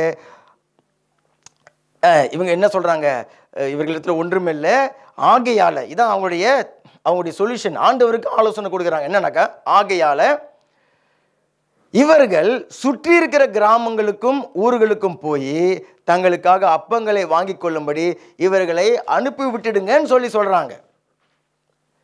ஜனங்களை வைத்து கொண்டு இருக்காதீங்க, பெரிய பாரம், நம்மளுக்கு பெரிய தொந்தரவு, பெரிய பிரச்சனை, சந்திக்க முடியாது, பெரிய தேவை, அதனால் என்ன பண்ணுங்க, இவர்களை அனுப்பி விட்டுடுங்க அப்படின்னு சொல்லிட்டு ஆண்டவருக்கு ஆலோசனை சொல்லுகிறார்கள். அப்போ தான் ஆண்டவர் அங்கே அவர்களிடத்தில் சொன்னார், நீங்களே கொடுங்கன்னு சொல்லிட்டு சொல்கிறார். இப்போ யோவான் அதிகாரத்துக்கு வந்துடுங்க, யோவான் 6வது அதிகாரத்துக்கு வந்துடுங்க. அங்கே அந்த 2 காரியத்தை தான் நம்ம அதில் பார்க்குறோம். அதில் இப்போ 5வது வசனத்தை பாருங்கள். யோவான் 6வது அதிகாரம் 5வது வசனம். இயேசு தம்முடைய கண்களை ஏறெடுத்து திரளான ஜனங்கள் தம்மிடத்தில் வருகிறதை கண்டு இப்போ பிலிப்புவை நோக்கி, நல்ல கவனிங்க, இவர்கள் சாப்பிடத்தக்கதாக அப்பங்களை எங்கே கொள்ளலாம் என்று கேட்டார். சொல்லிட்டு தாம் செய்ய போகிறதை அறிந்திருந்தும் அவனை சோதிக்கும்படிக்கு இப்படி கேட்டாராம். பிலிப்பு கிட்ட ஆண்டவர் கேட்கிறாரு, இவங்க எல்லாருக்கும் சாப்பாடு கொடுக்கும்படிக்கு எங்கே போய் வாங்கலாம் அப்படின்னு சொல்லிட்டு கேட்குறார். எதுக்காக கேட்டாராம்? இப்போ பிலிப்பு எப்படி ரியாக்ட் பண்ண போறாரு, அவர் சோதிக்கும்படி, இவருடைய விசுவாச லெவல் எப்படி இருக்குது அப்படிங்கிறதுக்காக சோதிக்கும்படிக்காக கேட்டாராம். நீங்கள் நானும் கடந்து போகக்கூடிய சூழ்நிலைகளில், போராட்டங்களில், பிரச்சனைகளில், நிம்மதியை கெடுக்கக்கூடிய விதத்தில் வரக்கூடிய அந்த சூழ்நிலைகளில் நீங்களும் நானும் எப்படி நடக்க போகிறோம், ரியாக்ட் பண்ண போகிறோங்கிறது தான் ஆண்டவர் பார்த்து கொண்டு இருக்கிறார். அதுக்காக தான் ஆண்டவர் காத்து கொண்டு இருக்கிறார். என் மகன் என்ன பண்ண செய்ய போகிறா, என் மகன் என்ன செய்ய பண்ண போகிறான் அப்படின்னு சொல்லிட்டு ஆண்டவர் காத்து கொண்டு இருக்கிறார். அப்போ பிலிப்பு கிட்ட தெரிஞ்சுதான் ஆண்டவர் கேட்கிறார். ஆனால் பிலிப்பு யாரு? அவர் நம்ம ஆளு இல்லையா? பிலிப்பு எப்படிப்பட்டவர்? நம்மள மாதிரியான ஆளு. அவர் எல்லாத்தையும் கணக்கு பண்ணி ஒரு பதில் சொல்றாரு பாருங்க. பிலிப்பு அவருக்கு பிரதியுத்தரமாக, இவர்களில் ஒவ்வொருவனுக்கும் கொஞ்சம் கொஞ்சம் எடுத்துக்கொண்டாலும் 200 பணத்துக்கு அப்பங்களும் 200 பணத்துக்கு அப்பங்கள் வாங்கினாலும் இவர்களுக்கு போதாது என்றான். என்ன சொல்றாரு? பிலிப்பு ஒரு பதில் சொல்றாரு. என்ன பதில் சொல்றாருனாக்கா, கணக்கு போட்டுட்டு முடியாதுன்னு சொல்லி சொல்றாரு. என்னன்னாக்கா, கொஞ்சம் கொஞ்சம் ஒரு பக்கெட்டு வாங்கினாக்கா ஒரு 2 ஆள் சாப்பிடலாம், திருப்தியாக சாப்பிடலாம். ஒரே ஆளே சாப்பிட்டுடலாம், 2 பேர் திருப்தியாக சாப்பிடலாம். அது கொஞ்சம் கொஞ்சம் பிட்டு கொடுத்தா ஒரு 5 பேர் சாப்பிடலாம், இல்லையா? 5 பேர் சாப்பிடலாம். இங்கே பிலிப்பு சொல்றாரு, ஆளுக்கு கொஞ்சம் கொஞ்சம் ஒரு சின்ன சின்ன மொர்சோ, சின்ன சின்ன துண்டு கொடுத்தாலும் 200 பணத்துக்கு வாங்கினா, 200 பணம்னாக்கா எவ்வளோ? 200 நாள் சம்பளம், 8 மாதத்து சம்பளம், 8 மாத சம்பளத்தை வச்சாலும் இந்த ஜனங்களுக்கு கொஞ்சம் கொஞ்சம் நம்ம கொடுத்தாலும் அது போதாது ஆண்டவரேன்னு சொல்லிட்டு அந்த கணக்கு இந்த கணக்கு லாஜிக்கெல்லாம் பார்த்து ஒரு ஆளுக்கு இவ்வளோ கொடுக்கலாம், அப்புறம் பசி தாங்குவாங்க, எல்லாம் கணக்கு பண்ணிட்டு இவர் ஒரு பதில் சொல்கிறார். இப்போ அவங்க கிட்ட 200 பணம் இல்லை, 200 பணம் இல்லை அவங்க கிட்ட. நல்லா கவனிங்க, 200 பணம் இல்லை. ஆனால் 200 பணத்துக்கு வாங்கினாலும் இவர்களுக்கு கொஞ்சம் கொஞ்சம் கொடுத்தாலும் போதாது. ஆக்சுவலாக 200 பணம் இல்லை, ஓகே, அப்படி இருந்தோம், போய் அந்த அந்த பணத்தை அவ்வளோத்துக்கு வாங்கி கொடுத்தாலும் அது போதாது. சரி, அதெல்லாம் ஓகே. இப்போது இந்த 200 பணத்தை எடுத்துன்னு போயிட்டு இவ்வளோ ஜனங்களுக்கு எங்கே போய் வாங்கிறது முதல்ல, இல்லையா? ஒரு இட்லி ஒரு 50 பேருக்கு இட்லி வாங்கணும்னு சொன்னாலே 2 நாளைக்கு முன்னாடி ஆர்டர் கொடுக்கணும்னு சொல்லிட்டு தான் சொல்கிறாங்க, இல்லையா? இப்போ போய் சொல்லி கையோடு கையை ஒரு 50 பேருக்கு இட்லி வாங்கினு எங்கே போய் வாங்கிட்டு வருவீங்க? வாங்க முடியாது, சொல்லி ஆர்டர் பண்ணி வைக்கணும். இப்போ பிலிப்பு என்ன கணக்கு பண்ணுறாருனாக்கா, 200 பணம் இல்லை, சரி அப்படியே போய்ட்டு வாங்கினாலும் பத்தாது, அப்படியே எங்ககிட்ட 200 பணம் இருந்து அது 10 இருந்தாலும் இப்போ போய் எங்கே போய் வாங்குறது? இவ்வளோ போய் ஜனங்களுக்கு கடத்தெருவும் இல்லை. அப்போது இப்படிப்பட்ட ஒரு நெருக்கடியின் மத்தியில் நீங்களும் நானும் நின்று விடுவோம், இல்லை? எல்லாத்தையும் கணக்கு பண்ணி பார்க்கும்பொழுது எல்லா விதத்துலேயும் வழிகள் அடைக்கப்பட்டிருக்கிறது போல நம்ம சந்திப்போம். அந்த சூழ்நிலையில் பதட்டம் அடைந்து விடுவோம். அதை விட்டு விட்டு விலகினா போதுன்ற மாதிரி, இல்லையா? அவங்களை அனுப்பி விட்டுருங்கன்னு சொல்லி சீடர்கள் சொல்கிறாங்க.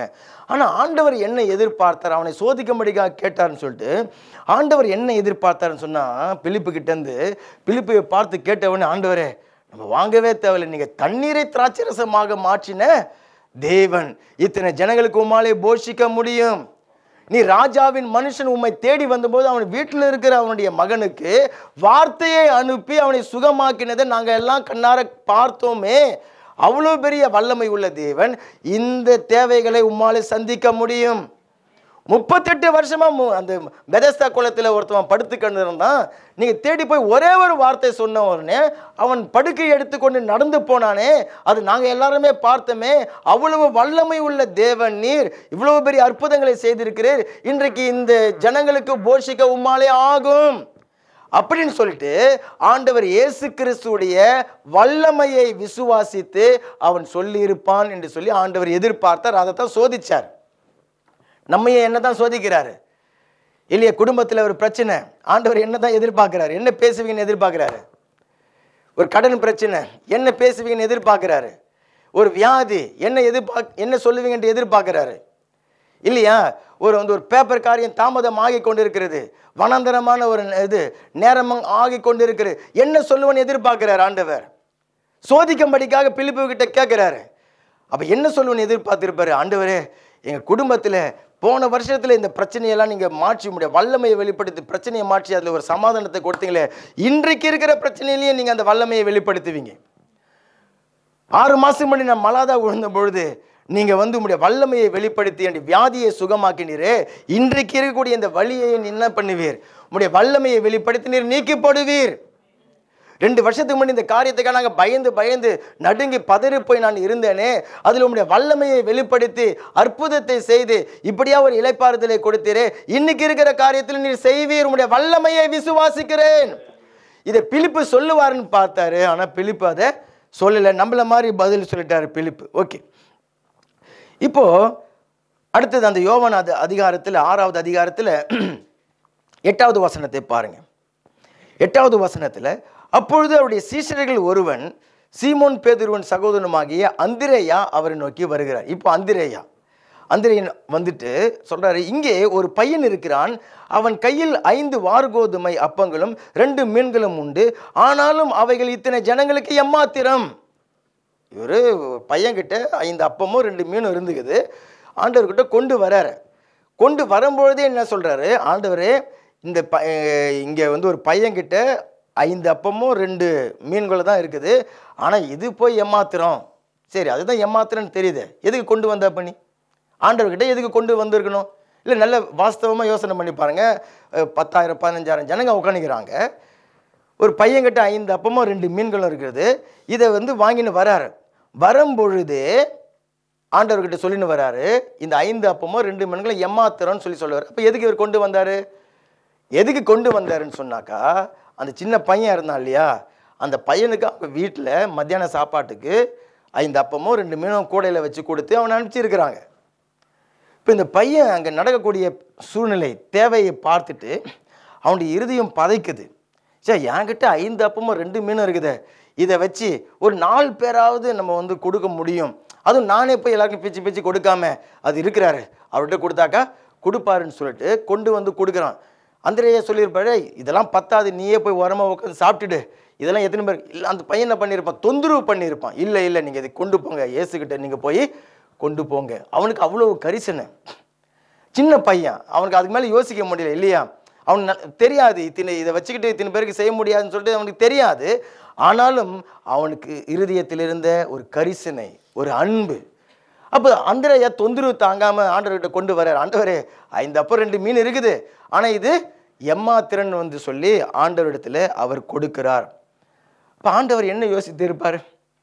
ஒரு சின்ன பையன் கும்பலில் கலந்து கொள்வதற்காக அவன் வந்து வந்தவன், அவனுக்கே தன்னை சுற்றிக்கூடிய ஜனங்களை குறித்து அவ்வளோ கரிசனை, அவ்வளோ அக்கறை, ஒரு அன்பு இருக்குதுன்னு சொல்லி சொன்னாக்கா, நான் அல்லேலூயா உங்கள் மேலே வைத்திருக்கிற அந்த அன்பை உங்களால் விசுவாசிக்க முடியலையா? இல்லையா? உங்கள் மேலே நான் எவ்வளோ கரிசனையாக இருக்கிறேன், உங்கள் மேலே எவ்வளோ அன்பாக இருக்கிறேன், அதை உங்களால் விசுவாசிக்க முடியலையா அப்படின்னு சொல்லி ஆண்டவர் இயேசு கிறிஸ்து அவர் யோசித்து இருப்பார். அல்லேலூயா, அல்லேலூயா. வானத்திலிருந்து இறங்கி வந்த மெய்யான அப்பம் நான் தான். என்னுடைய சரீரத்தை கிழிக்கும்படிக்காக சிலுவையில் ஒப்பு கொடுத்தனே, அதுதான் அந்த மெய்யான அப்பம். ஆமேன். அப்படி சொல்லிட்டு ஆண்டவர் யோசித்து இருப்பார். சரி, என்ன பண்றார்? 11வது வசனத்தை பாருங்க. இயேசு அந்த அப்பங்களை எடுத்து ஸ்தோத்திரம் பண்ணி சீஷர்களிடத்தில் கொடுத்தார். சீஷர்கள் பந்தி இருந்தவர்களுக்கு கொடுத்தார்கள். அப்படியே மீன்களையும் அவர் எடுத்து அவர்களுக்கு வேண்டிய மட்டும் கொடுத்தார். அவர் தான் ஸ்தோத்தரிக்கப்பட்ட தேவனுடைய குமாரன். அல்லேலூயா. தம்முடைய அன்பையெல்லாம் வெளிப்படுத்துவதற்காகவே பரலோகத்தை விட்டு பூமியில் வந்திருக்கிறாரு. இங்கே உட்கார்ந்து பிரசங்கம் பண்ணி கொண்டிருக்கிறாரு. நானே அந்த ஜீவ அப்பம் என்று சொல்லி அவர் வெளிப்படுத்துகிறார். அதுதான் வானத்தை பார்த்து அண்ணாந்து ஸ்தோத்திரம் பண்ணிட்டு அதை பிட்டு கொடுக்கும்படிக்காக சொல்றார். கல்வாரி சிலுவையில் கிழிக்கப்பட்ட அவருடைய சரீரம் இன்றைக்கு அந்த பையன் வைத்து கொண்டிருந்த அப்பம் அது வந்து ஒரு 4 பேருக்கு தான் கொடுக்க முடியும். இன்றைக்கு ஆண்டவராக இயேசு கிறிஸ்துடைய கிழிக்கப்பட்ட அந்த சரீரம் உலகத்தில் இருக்கிற அத்தனை பெயரையும் போஷிக்க வல்லமை உள்ளதா இருக்கிறது. கரங்களை பலமாய் தட்டுங்க. அந்த அன்பை உங்களால பார்க்க முடியுதா? அந்த அன்பை நம்மளால விசுவாசிக்க முடியுதா? அப்ப ஆண்டவர் அங்க என்ன எதிர்பார்த்தாருன்னு சொன்னா, அவருடைய வல்லமையை அவர்கள் விசுவாசித்து இருக்கணும்.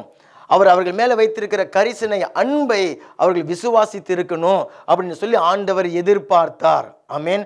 அதுதான் வானத்தை உயர்த்தி அந்த அப்பத்தை உயர்த்தி தேவனை நோக்கி பார்த்து ஸ்தோத்திரம் பண்ணி அதை பிட்டு கொடுத்தார். அவர் தான் ஸ்தோத்தரிக்கப்பட்ட தேவனுடைய குமாரன். தம்முடைய சரீரத்தை நமக்காக கிழிக்க கொடுத்தவர். ஆமேன். அவருடைய மாம்சத்தை புசிக்கிறவன், அவருடைய இரத்தத்தை பானம் பண்ணுகிறவன் வெட்கப்பட்டு போகிறது இல்லை, ஒன்றிலும் குறைவுபட்டு போகிறது இல்லை, கைவிடப்பட்டு போகிறது இல்லை. நான் பிழைக்கிறபடினால் நீங்களும் பிழைப்பீர்கள். ஆமேன். அப்ப ஜனங்களுக்கு பிட்டு கொடுக்கும் பொழுது பத்தாது போதாது இது எம்மாத்திரம் அப்படிலாம் சொல்லி கொண்டு இருந்தாங்க பாருங்க. ஆண்டவர் பிட்டு அதை கொடுக்கும் பொழுது போதுமானதிலும் அதிகமானதை அவர் கொடுத்தார். மீதம் அவங்க வந்து திருப்தியாக சாப்பிட்டு மீதம் எடுக்கும்படிக்காக தேவன் செய்தாராம். 12 கூடையை எடுக்கும்படிக்காக தேவன் செய்தார்.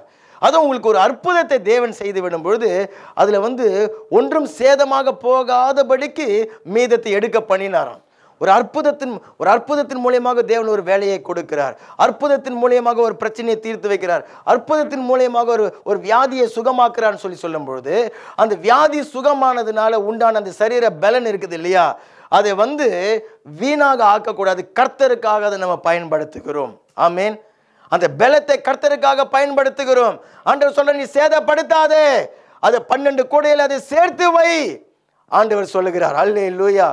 அப்போ நம்முடைய குறைவுகளை கர்த்தராகிய இயேசு கிறிஸ்துவிடத்தில் நம்ம கொண்டு வந்து ஒப்பு கொடுக்கும் பொழுது, ஆண்டவரே உம்முடைய அன்பை நான் விசுவாசிக்கிறேன், நீர் என்னை எந்த அளவுக்கு நீர் என்னை அன்பு செய்கிறேன்கிறத நான் விசுவாசிக்கிறேன், உம்முடைய வல்லமையை நான் விசுவாசிக்கிறேன், என்னுடைய குறைவுகளை உம்முடைய பாதத்தில் வைக்கிறேன், உம்முடைய கரத்தில் நான் கொடுக்கிறேன், நீர் உம்முடைய வல்லமையை விளங்க பண்ணுங்கப்பா, உம்முடைய அன்பை ஆண்டவரே இதில் நீர் எங்களுக்கு விளங்க பண்ணுங்க என்று சொல்லி நம்ம கேட்கும் பொழுது, தேவன் உங்களுடைய குறைவை அவர் பலுகி பெருக செய்து நீங்கள் திருப்தியாக சாப்பிட்டு மீதம் எடுக்கும்படிக்காக தேவன் செய்வார். கரங்களை பலமாய் தட்டுங்க. ஏசாயா 26 3வது வசனம் சொல்லுகிறது. ஏசாயா புஸ்தகம் 26வது அதிகாரம் 3வது வசனம், உம்மை உறுதியாய் பற்றி கொண்ட மனதை உடையவன் உம்மையே நம்பி இருக்கிறபடினால் நீர் அவனை பூரண சமாதானத்துடன் காத்துக்கொள்வீர். ஆமென். யார் அந்த உறுதியாக பற்றி கொண்டவன்?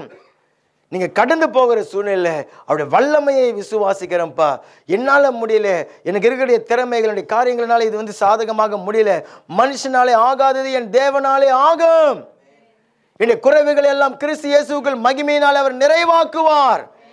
இன்றைக்கு அந்த கர்த்தர் உங்களுக்கு முன்பாக அவர் வந்திருக்கிறார். ஆமென். உங்களுடைய குறைவுகளை எல்லாம் அவர் நிறைவாக்குவார். அந்த விசுவாசத்தை உங்களுக்குள்ள அவர் உண்டாக்கி உருவாக்கி நடத்தி அதை அற்புதமாக அவர் முடிய பண்ணுவார். என்னை அன்பு செய்கிற தேவன் என்று சொல்லி நீங்க எந்த சூழ்நிலையும் உங்களால சொல்ல முடியும். அதை நம்ம விசுவாசிக்காம இருக்கும் பொழுது தான், நல்லா கவனிங்க, அவருடைய வல்லமையை அவருடைய அன்பை நம்ம விசுவாசிக்காம இருக்கும் பொழுது தான் என்ன பண்ணுவோம்? நாம அவரை அன்பு செய்ய மாட்டோம் இல்லையா? நாம் அவரை நம்பிக்கொண்டு இருக்க மாட்டோம், நாம் அவரை தேட மாட்டோம். நானே ஓடி நானே ஏதாவது பண்ணுவேன் அப்படின்னு சொல்லிட்டு சபை கூடுவதில் நம்ம அசட்டை பண்ணிவிடுவோம். இல்லை, ஆனால் அவருடைய வல்லமையை விசுவாசிக்கிற பிள்ளைகள், அவருடைய அன்பை விசுவாசிக்கிற பிள்ளைகள் இளைப்பாறுதலினால நிரம்பி அவருடைய ஆலயத்தில் அவரை ஆராதிப்பார்கள். கரங்களை பலமாய் தட்டுங்க. இது நீங்கள் நிஜமான உங்களுடைய சூழ்நிலை மத்தியில் பாருங்கள். நீங்கள் நம்ம ஒரு செய்தியை கேட்குறோம், வார்த்தையை கேட்குறோம் அப்படின்னு சொல்லிட்டு போய் விடுகிறது அல்ல. நீங்கள் நின்று அந்த பிரச்சனையின் நடுவில் இது நீங்கள் சொல்லுங்கள். ஆமென். ஆண்டவரே உம்முடைய வல்லமையை நான் விசுவாசிக்கிறேன், நீர் என்னை அன்பு செய்கிறீர் என்கிறதை நான் விசுவாசிக்கிறேன். அப்போ கவலை உங்களுடைய இருதயத்தில் வராது, உங்களுடைய நிம்மதி பாதிக்கப்படாது, நீங்கள் பதறி அலைந்து திரிய மாட்டீங்க. நீங்கள் கர்த்தருக்குள்ளாக நிலைத்திருந்து நீங்கள் ஆசீர்வாதத்தை சுதந்திரித்துக் கொள்ளுவீர்கள். ஆமென். சரி, ரெண்டாவது ஆண்டவர் அங்கே சொல்லுகிறார். என்ன சொல்லுகிறார்? மத்தேயு 11:29 என்னிடத்தில் கற்றுக்கொள்ளுங்கள், அப்பொழுது உங்களுக்கு உங்கள் ஆத்துமாக்களுக்கு இளைப்பாறுதல் உண்டாகும்னு சொல்றார். அப்போ நான் சொல்லியிருந்தது போல ஆண்டவரிடத்தில் கற்றுக்கொள்கிறதுக்கு அநேக காரியங்கள் இருக்கிறது. ஆனால் இது சம்பந்தமா ஆண்டவர் அங்கே என்ன சொல்லுகிறாருன்னு சொன்னால், சங்கீதம் 16 எடுத்துக்கொள்ளுங்க. சங்கீதம் 16 ஆண்டவரிடத்தில் நம்ம என்ன அதில் கற்றுக்கொள்ளுகிறோம்? சங்கீதம் 16 5வது வசனம், 16வது சங்கீதம் 5வது வசனம் எடுத்தவர்கள் வாசிக்கலாம்.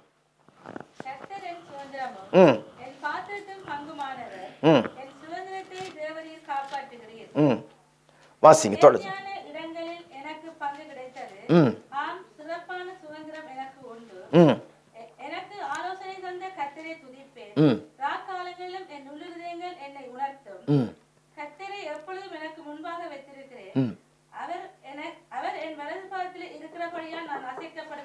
நான் அசைக்கப்படுவது இல்லை. அல்லேலூயா.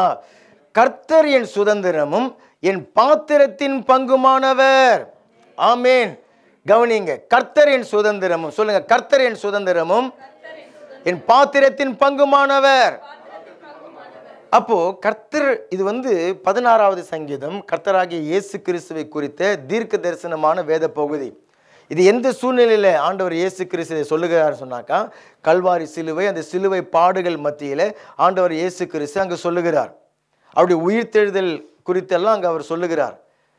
அப்போது அங்கே என்ன சொல்லுகிறாருன்னு சொன்னால், கர்த்தர் என் சுதந்திரமும் என் பாத்திரத்தின் பங்குமாக இருக்கிறார். கர்த்தர் என் பங்கு சொன்னால் என்ன அர்த்தம்? இப்போ நீங்கள் உங்கள் அப்பா அம்மாவுக்கு 5 பிள்ளைங்கன்னு வைத்துக்கொள்ளுங்க. அப்போ சொத்தை பிரிக்கிறார். அப்பா 5 பங்கா சொத்தை பிரிக்கும் பொழுது, அப்போ இது இந்த பிள்ளைக்கு இந்த பங்கு, அந்த பிள்ளைக்கு அந்த பங்கு அப்படி சொல்லிட்டு, இது நீ எடுத்துக்கோ, நீ அதை எடுத்துக்கோ அப்படின்னு சொல்லிட்டு பங்கு பிரிக்கிறாங்க இல்லையா? அந்த விதத்தில் அவர் சொல்லுகிறார். இவருக்கு யார் பங்கா? கர்த்தரே என்னுடைய சுதந்திரமும் என்னுடைய பாத்திரத்தின் பங்குமா இருக்கிறார். உங்கள் சொத்து எது? யார் உங்களுடைய சொத்து? எது உங்களுடைய சொத்து இல்லையா? எதை நீங்கள் வந்து உங்களுடைய பங்காக உங்களுடைய சொத்தாக நீங்கள் வந்து பாவித்து இருக்கிறீங்க, எதை நீங்கள் அதை நீங்கள் முன்வைத்து கொண்டிருக்கிறீங்க. ஆண்டவர் இயேசு கிறிஸ்து சிலுவை பாடுகள் மத்தியில் சொல்கிறார், கர்த்தர் என்னுடைய சுதந்திரமும் என்னுடைய பாத்திரத்தின் பங்குமாக இருக்கிறார். பங்குன்னு எனக்கு வர வேண்டிய எல்லா ஆசீர்வாதமும் அங்கே தான் வரும். எனக்கு வர வேண்டிய விடுதலை அங்கிருந்து தான், எனக்கு வர வேண்டிய பாதுகாப்பு அங்கிருந்து தான், எனக்கு வர வேண்டிய ஒத்தாசை உதவி எல்லாமே அங்கிருந்து தான் வருகிறது. கர்த்தர் தான் என்னுடைய பங்கு. ஆமென். கர்த்தர் தான் என்னுடைய சுதந்திரம். அவரை தான் நான் பங்காக கொண்டிருக்கிறேன். இன்னைக்கு அநேகர் எதை பங்காக கொண்டிருக்கிறாங்க? அவங்களுடைய திறமை, அவங்களுடைய தாளந்து, அவங்களுடைய வருமானம், அவங்களுடைய படிப்பு, அவங்களுடைய அந்தஸ்து, அவங்களுடைய ஆள்பலம், அதெல்லாம் நல்ல காரியங்கள். ஆனால் எனக்கு ஒத்தாசை வருகிறது கர்த்தரிடத்திலிருந்து தான், உதவி வருகிறது கர்த்தரிடத்திலிருந்து தான், என்னை பாதுகாக்கிறவர் கர்த்தர் தான். ஆமேன். லூக்கா நற்செய்தி புஸ்தகம் 10வது அதிகாரத்தில் நம்ம ஆரம்பத்தில் வாசித்த அந்த வேத பகுதி 38 42 வரை உள்ள அந்த வேத வசனங்களில் மார்த்தாள், மரியாள், லாசரு என்கிற சகோதர சகோதரிகள் அந்த வீட்டில் ஆண்டவர் இயேசு கிறிஸ்து வருகிறார். மார்த்தாள், மரியாள், லாசரு. இப்போ மார்த்தாள் என்று சொன்னால் என்ன அர்த்தம் சொன்னாங்க? கசப்பு. மார்த்தான்னு சொன்னால் என்ன அர்த்தம்? அதுல தான் மாறா என்ற அந்த வார்த்தையிலேருந்து அது வருகிறது, மார்த்தாள். மரியாள்னு சொன்னால் என்ன அர்த்தம்? மரியாள்னு சொன்னாக்கா ஜெபம், அப்படின்னாக்கா கண்ணீர். எப்படி? கண்ணீர் அந்த அர்த்தம். லாசருன்னு சொன்னால் என்ன அர்த்தம்? கர்த்தரின் உதவியாளர். ஆனால் லாசரு வந்து இப்போ வியாதி பட போகிறார். அப்போ அந்த வீட்டை நீங்கள் பார்த்தீங்கன்னு சொன்னால் பெற்றோர்கள் இருக்கிறதாக அங்கே சொல்லப்படலை. 2 சகோதரிகள், ஒரு சகோதரன் இருக்கிறாங்க. அங்கே வந்து கசப்பு, கண்ணீர், வியாதி, இதான் அந்த குடும்பத்தில் இருக்கிறது. என்ன இருக்கிறது? கசப்பு, கண்ணீர், வியாதி. மார்த்தாள், மரியாள், லாசரு, இதான் அந்த குடும்பத்தில் இருக்கிறது. இப்போ ஆண்டவராக இயேசு கிறிஸ்து அந்த குடும்பத்தில் வருகிறார். வந்தபொழுது லாசர் எங்கன்னு போனாருன்னு சொல்லி தெரியல.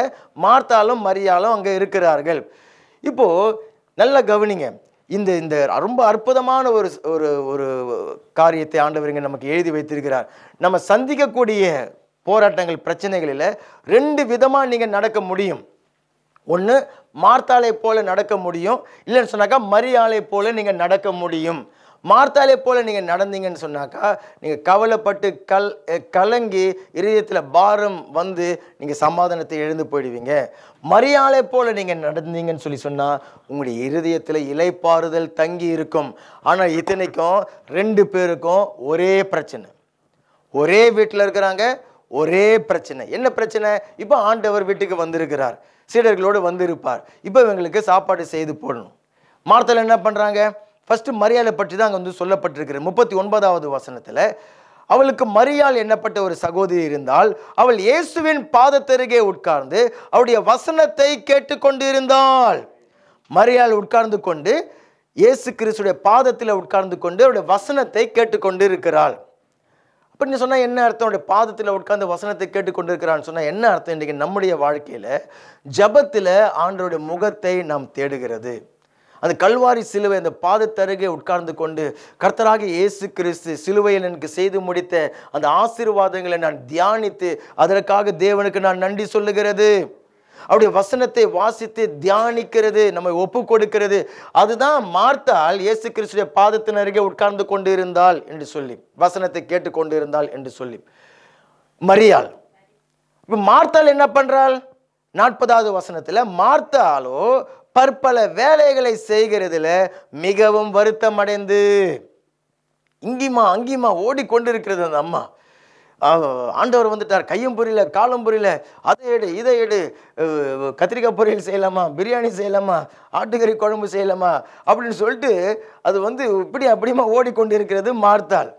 அதனுடைய விளைவு என்ன பாருங்க. அப்படியும் ஓய்வு இல்லாமல் நீங்கள் வந்து அலைந்து இருந்து கொண்டு இருந்தாக்கா வருத்தம் அடைந்து அவரிடத்துல வந்து நல்ல கவனிங்க, மார்த்தாளுக்கு கவலை, வருத்தம், பாரம் எல்லாம் வந்து விட்டது. அதனுடைய விளைவு அவளுடைய இருதயம் பாரம் அடைந்து அவளுக்கு வருத்தம் வந்து விட்டது. அடுத்த விளைவு பாருங்க, அவள் ஆண்டவரிடத்தில் வந்து, ஆண்டவரே நான் தனியே வேலை செய்யும்படி என் சகோதரி என்னை விட்டு வந்திருக்கிறதை குறித்து உமக்கு கவலை இல்லையா? இப்போ என்ன சொல்றா? இந்த குடும்பத்தில் நான் மட்டும்தான் வேலை செய்யறது, நான் மட்டும்தான் இந்த குடும்பத்தில் ஓடுறது உழைக்கிறது. அவளும் இருக்கிறாளே, வந்து உங்களுடைய பாதத்தில் வந்து உட்கார்ந்து கொண்டு இருக்கிறாளே, சும்மா நீங்கள் சொல்லி அனுப்பக்கூடாதா? அப்போ அந்த கவலை என்ன பண்ணிடும்னாக்கா பாரம் என்ன பண்ணிடுன்னு சொன்னாக்கா, இல்லை நிம்மதி நீங்கள் இழந்துட்டீங்க, இளைப்பாறுதல் உங்களுக்குள்ளே இல்லைன்னு சொன்னாக்கா என்ன டெஸ்ட்டு அப்படின்னு சொன்னாக்கா, மற்றவர்களை நீங்கள் குறை சொல்லுவீர்கள். மற்றவர்களை நீங்கள் என்ன பண்ணுவீங்க, அப்போ கண்டுபிடிச்சிக்க வேண்டியதான். ஓ அங்கே வந்து ஏதோ கவலை, எங்கே ஒரு பாரம், நிம்மதியை இழந்துட்டு இருக்கிறாங்க, சமாதானத்தை இழந்துட்டு இருக்கிறாங்க. அடுத்த ஸ்டெப் என்னது? மரியாதை மாத்திரம் அங்கே குறை சொல்ல, உமக்கு கவலை இல்லையா? யாரு? ஆண்டவரையே சொல்றா. ஆண்டவரே உமக்கு கவலை இல்லையா? அப்போ இந்த கவலைப்படுறவங்க நல்லா கவனிங்க, நிம்மதியை எழுந்துட்டவங்க அவங்க என்ன எப்படி நடந்துக்குவாங்கன்னாக்கா, கூட இருக்கிறவங்க யாருமே நிம்மதியா, ஆமாம், நீங்கள் அந்த நேரத்தில் கொஞ்சம் சிரிச்சிட்டிங்கன்னு சொன்னாக்கா அவ்வளோதான். நான் எவ்வளோ கவலையாக இருக்கிறேன், நான் எவ்வளோ வந்து கஷ்டத்தோடு இருக்கேன், கவலை இல்லாமல் இந்த ஆளை பாரு, இந்த மனுஷனை பாரு, நிம்மதியாக அதை பண்ணிட்டு இருக்கிறாரு, இல்லை இந்த பொம்பளையை பாரு, இந்த அம்மாவை பாரு அப்படின்னு சொல்லிட்டு எனக்கு அவங்க கவலைப்பட்டாக்கா எல்லாருமே கவலைப்படணும். இப்போ ஆண்டவரையும் குறை சொல்றா, அவ வருத்தம் அடைஞ்சு அப்படி சகோதரியையும் குறை சொல்றா, ஆண்டவரையும் குறை சொல்றா. ஆண்டவர் உமக்கு கவலையே இல்லையா, நீ என்னத்தான் ஒரு ஆண்டவர் அப்படிங்கிறது போல அவள் சொல்லுகிறாள். இப்போ ஆண்டவர் என்ன சொல்றாரு பாருங்க, இயேசு 41வது வசனத்துல, மார்த்தாளே மார்த்தாளே, மார்த்தாங்க தான் நிற்கிறா. எதுக்கு 2 தடவை கூப்பிடுறாரு?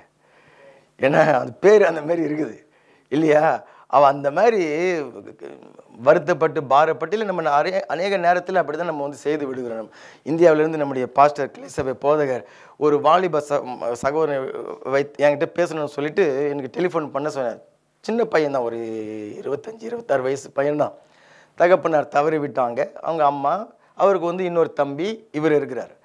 அப்போது இவர் ஃபோன் பண்ணி பேசும்பொழுது அவருக்கு வந்து கொஞ்சம் அந்த புத்தி மயங்கி அந்த மாதிரி ஒரு சூழ்நிலையில் இருக்கிறார். ஒன்றும் கிராவாக ஆகலை, மோசமாக ஆகலை, அந்த படியில் இருக்கிறார். அப்போ அவரிடத்துல பேசும்பொழுது அவர் சொல்கிறாரு, இந்த குடும்பத்து பாரத்தை நான் தான் சுமந்து கொண்டு இருக்கிறேன் பாஸ்டர், எனக்கு வந்து இப்படி ஒரு பொறுப்பு இருக்குது, அப்படி பொறுப்பு இருக்குது, எனக்கு வந்து தம்பிக்கு கல்யாணம் பண்ணி வைக்கணும், அவனுடைய வாழ்க்கையை செட்டில் பண்ணணும், என்னுடைய வாழ்க்கையை செட்டில் பண்ணணும், அது கிடைக்கணும், வேலை கிடைக்கணும், வேலை கிடைக்கல, வேலைக்கு கவலைப்பட்டா சரி பரவாயில்லன்னு சொல்லலாம். இன்னும் அடுத்தடுத்த காரியத்துக்கெல்லாம் போயிட்டு பல காரியங்களை யோசனை பண்ணிக்கொண்டு அதற்காகத்தான் நான் இப்படி நான் வந்து ஓடிக்கொண்டு இருக்கிறேன் அப்படின்னு சொல்லிட்டு அவர் பேசும்பொழுதே தெரியுது, அவருடைய அந்த சமாதானம் இல்லாமல் இருக்கிறதுனால புத்தி வந்து அந்த சிந்தனை வந்து குழம்பி போய் அலைப்பாய்ந்து கொண்டு இருக்கிறதை அறிந்து கொண்டேன். அப்போ இன்றைக்கு சொல்லுகிறது தான் நம்மக்கிட்ட உங்ககிட்ட சொல்லுகிறது தான் அந்த சகோதரனுக்கும் அன்றைக்கு நான் சொல்லியிருந்தேன். அல்லேலூயா. நம்ம என்ன பண்ணி விடுகிறோம், அந்த நான் டென்ஷனாக இருந்தால் தான் நல்ல வேலை கரெக்டாக செய்வேன், நான் வந்து ஒரு அறிபறியாக இருந்தால் தான் வந்து எதையும் மறக்காமல் நான் கரெக்டாக போய் செய்வேன்ற நம்ம நினைத்து கொண்டு இருக்கிறோம். இல்லை, அது உங்களுடைய குழப்பத்தை கொண்டு வந்து விடுகிறோம், உங்களுடைய தீர்மானத்தை அது வந்து பாதித்து விடும். நீங்கள் வந்து தேவன் விரும்புகிற ஒரு காரியத்தை நீங்கள் செய்யாமல் நீங்கள் போய் விடுவீர்கள். ஆனால் ஆண்டவர் மார்த்தாளை பார்த்து சொல்றாரு, மார்த்தாளே மார்த்தாளே, நீ அநேக காரியங்களை குறித்து கவலைப்பட்டு கலங்குகிறாய் இல்லையா? கவலைப்பட்டு கலங்குகிறாய், தேவையானது ஒன்று. என்னது அந்த தேவையானது ஒன்று? இன்றைக்கு நீங்கள் எல்லாருமே அந்த மரியாள். ஆமீன். நீங்கள் தான் அந்த மரியாள். கரங்களை நல்லா பலமாக தட்டுங்க. உங்களுக்கு யாருக்கும் பிரச்சனை இல்லையா? உங்களுக்கு எல்லாருக்கும் பிரச்சனை இருக்குது இல்லையா? சொல்றாரு, மரியாள் தன்னை விட்டு எடுபடாத நல்ல பங்கை தெரிந்து கொண்டாள். அல்லேலூயா. அந்த நல்ல பங்கு என்ன? ஜெபத்தில் ஆண்டவருடைய முகத்தை தேடுகிறது. ஆமேன். அவருடைய பாதத்தில் உட்கார்ந்து அவருடைய வார்த்தையை கேட்கிறது. ஆமேன்.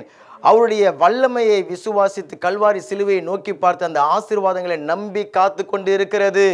அதுதான் அந்த நல்ல பங்கு. ஆமேன். அப்போ இந்த சம்பவம் ஏதோ வீட்டுக்கு வந்த விருந்தாளியை கவனிக்கிறதுக்காக எழுதப்பட்ட சம்பவம் கிடையாது. பாஸ்டர் வீட்டுக்கு வந்துட்டாக்கா அவரை கவனிக்கணும், நல்லதாக போச்சு, நம்ம மரியாதை மாதிரி உட்காந்துடுவோம், அதுக்காக எழுதப்பட்டது இல்லை இல்லையா? வந்து விருந்தாளிகளை கவனிக்கிறதுக்காக எழுதப்பட்ட சம்பவம் கிடையாது. மாறாக ஒரு பிரச்சனையை சந்திக்கும் பொழுது, ஒரு போராட்டத்தை, ஒரு இழப்பை, ஒரு சாதகமில்லாத சூழ்நிலையை சந்திக்கும் பொழுது நான் எப்படி நடக்கிறேன்? மார்த்தாளை போல நடக்கிறேன்னா அல்லது வந்து மரியாளை போல நடக்கிறேன்னா?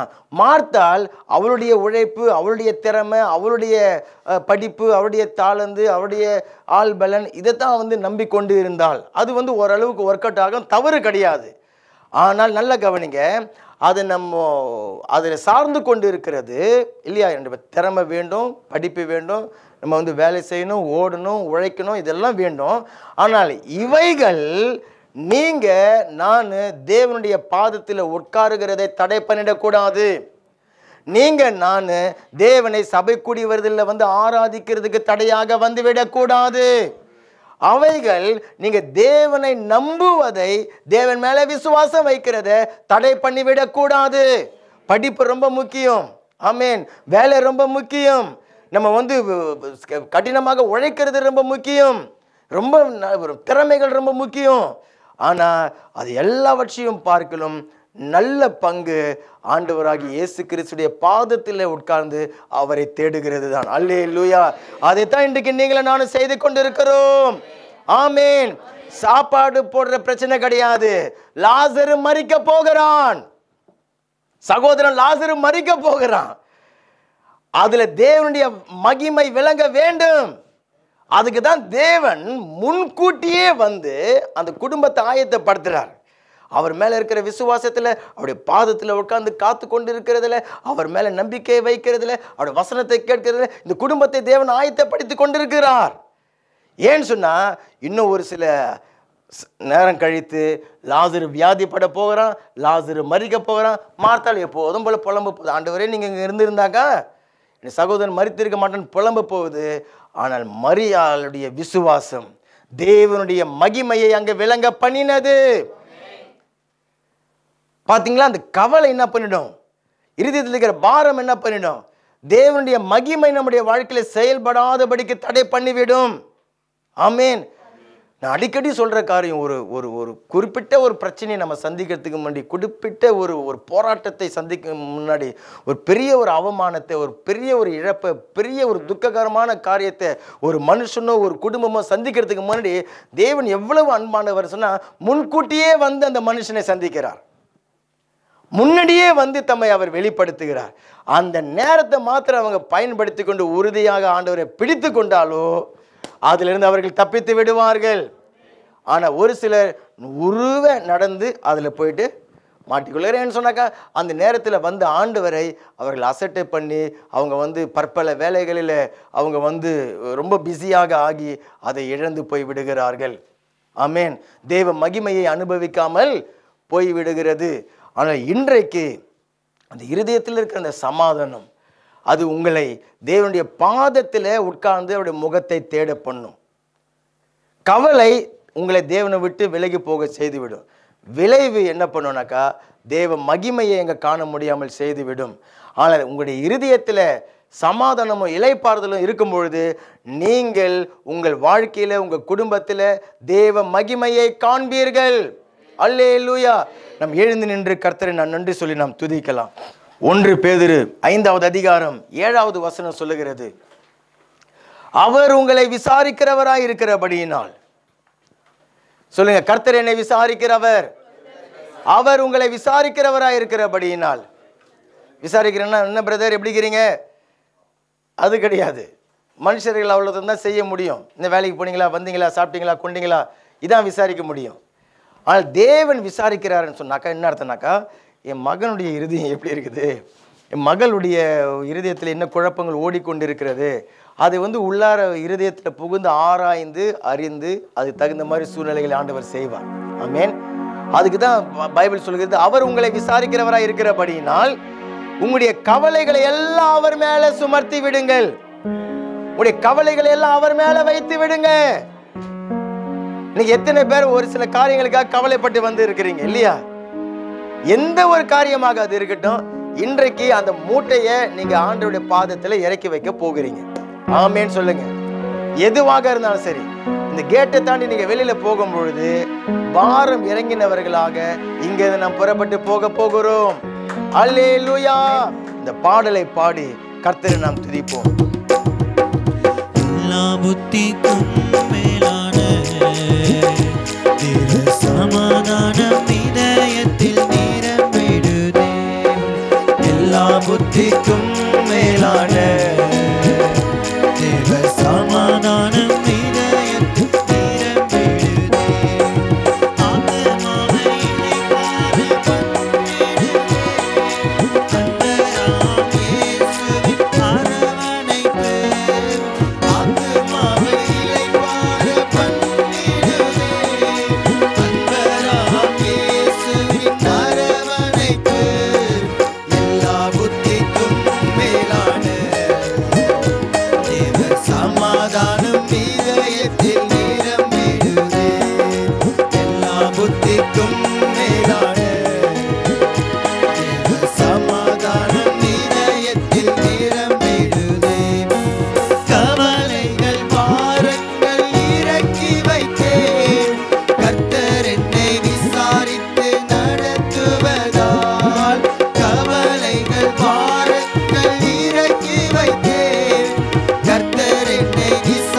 வைத்து நடத்துவதால் அவர் அன்பில் நிலைத்து மகிழ்ந்திடுவேன். அவர் அன்பை நினைத்து புகழ்ந்திடுவேன். சொல்லுவோம். அவர் அன்பில் நிலைத்து மகிழ்ந்திடுவேன். அவர் அன்பை நினைத்து மகிழ்ந்திடுவேன். எல்லா புத்திக்கும் மேலான தேவ சமாதானம் இதயத்தில் நிரம்பிடுதே. எல்லா புத்திக்கும் மேலான தேவ சமாதானம் இதயத்தில் நிரம்பிடுதே. சமாதானத்தோடு படுத்துறங்குவேன். கர்த்தரே சுகமாய் தங்க பண்ணுவதால் சமாதானத்தோடு படுத்துறங்குவேன். கர்த்தரே சுகமாய் தங்க பண்ணுவதால் அவரே என் கேடகமும் மகிமையுமாம். தலையை உயர்த்தும் தேவனுமாய். சொல்லுவோம். அவரே என் கேடகமும் மகிமையுமாம். தலையை உயர்த்தும் தேவனுமாம். எல்லா புத்திக்கும் மேலான தேவ சமாதானம் இதயத்தில் நிரம்பிடுதே. சொல்லுவோம். எல்லா புத்திக்கும் மேலான ஆமென். தேவ சமாதானம் ஒவ்வொரு இருதயத்திலும் இறங்கி வருகிறது. நிரம்பிடுதே. உம்மை நோக்கி பார்த்து பிரகாசமானேன். எந்தன் முகம் வெட்கப்பட்டு போகவே இல்லை. உம்மை நோக்கி பார்த்து பிரகாசமானேன். எந்தன் முகம் வெட்கப்பட்டு போகவே இல்லை. உலகத்தில் உபத்திரவம் சூழ்ந்து கொண்டாலும் உலகத்தை ஜெயித்தவரால் திடன் கொள்ளுவேன். உலகத்தில் உபத்திரவம் சூழ்ந்து கொண்டாலும் உலகத்தை ஜெயித்தவராகிய இயேசு கிறிஸ்துவினால் ஜெயம் கொள்ளுவேன். எல்லா புத்திக்கும் மேலான தேவ சமாதானம் இதயத்தில் நிரம்பிடுதே. எல்லா புத்திக்கும் மேலான தேவ சமாதானம் இதயத்தில் நிரம்பிடுதே. எந்தன் மனம் உறுதியாய் உம்மை நம்புவதால் எந்த துர்ச்செய்தியும் என்னை துக்கப்படுத்தாதே. எந்தன் மனம் உறுதியாய் உம்மை நம்புவதால் எந்த துர்ச்செய்தியும் என்னை துக்கப்படுத்தாதே. எழும்பீடும் கடல் அலைகள் அதட்டியவர் எல்லா தீங்குக்கும் நீங்களாக்கிடுவார். எழும்பீடும் புயல் காற்றை அடக்கியவர் என்னை எல்லா தீங்குக்கும் நீங்களாக்கிடுவார்.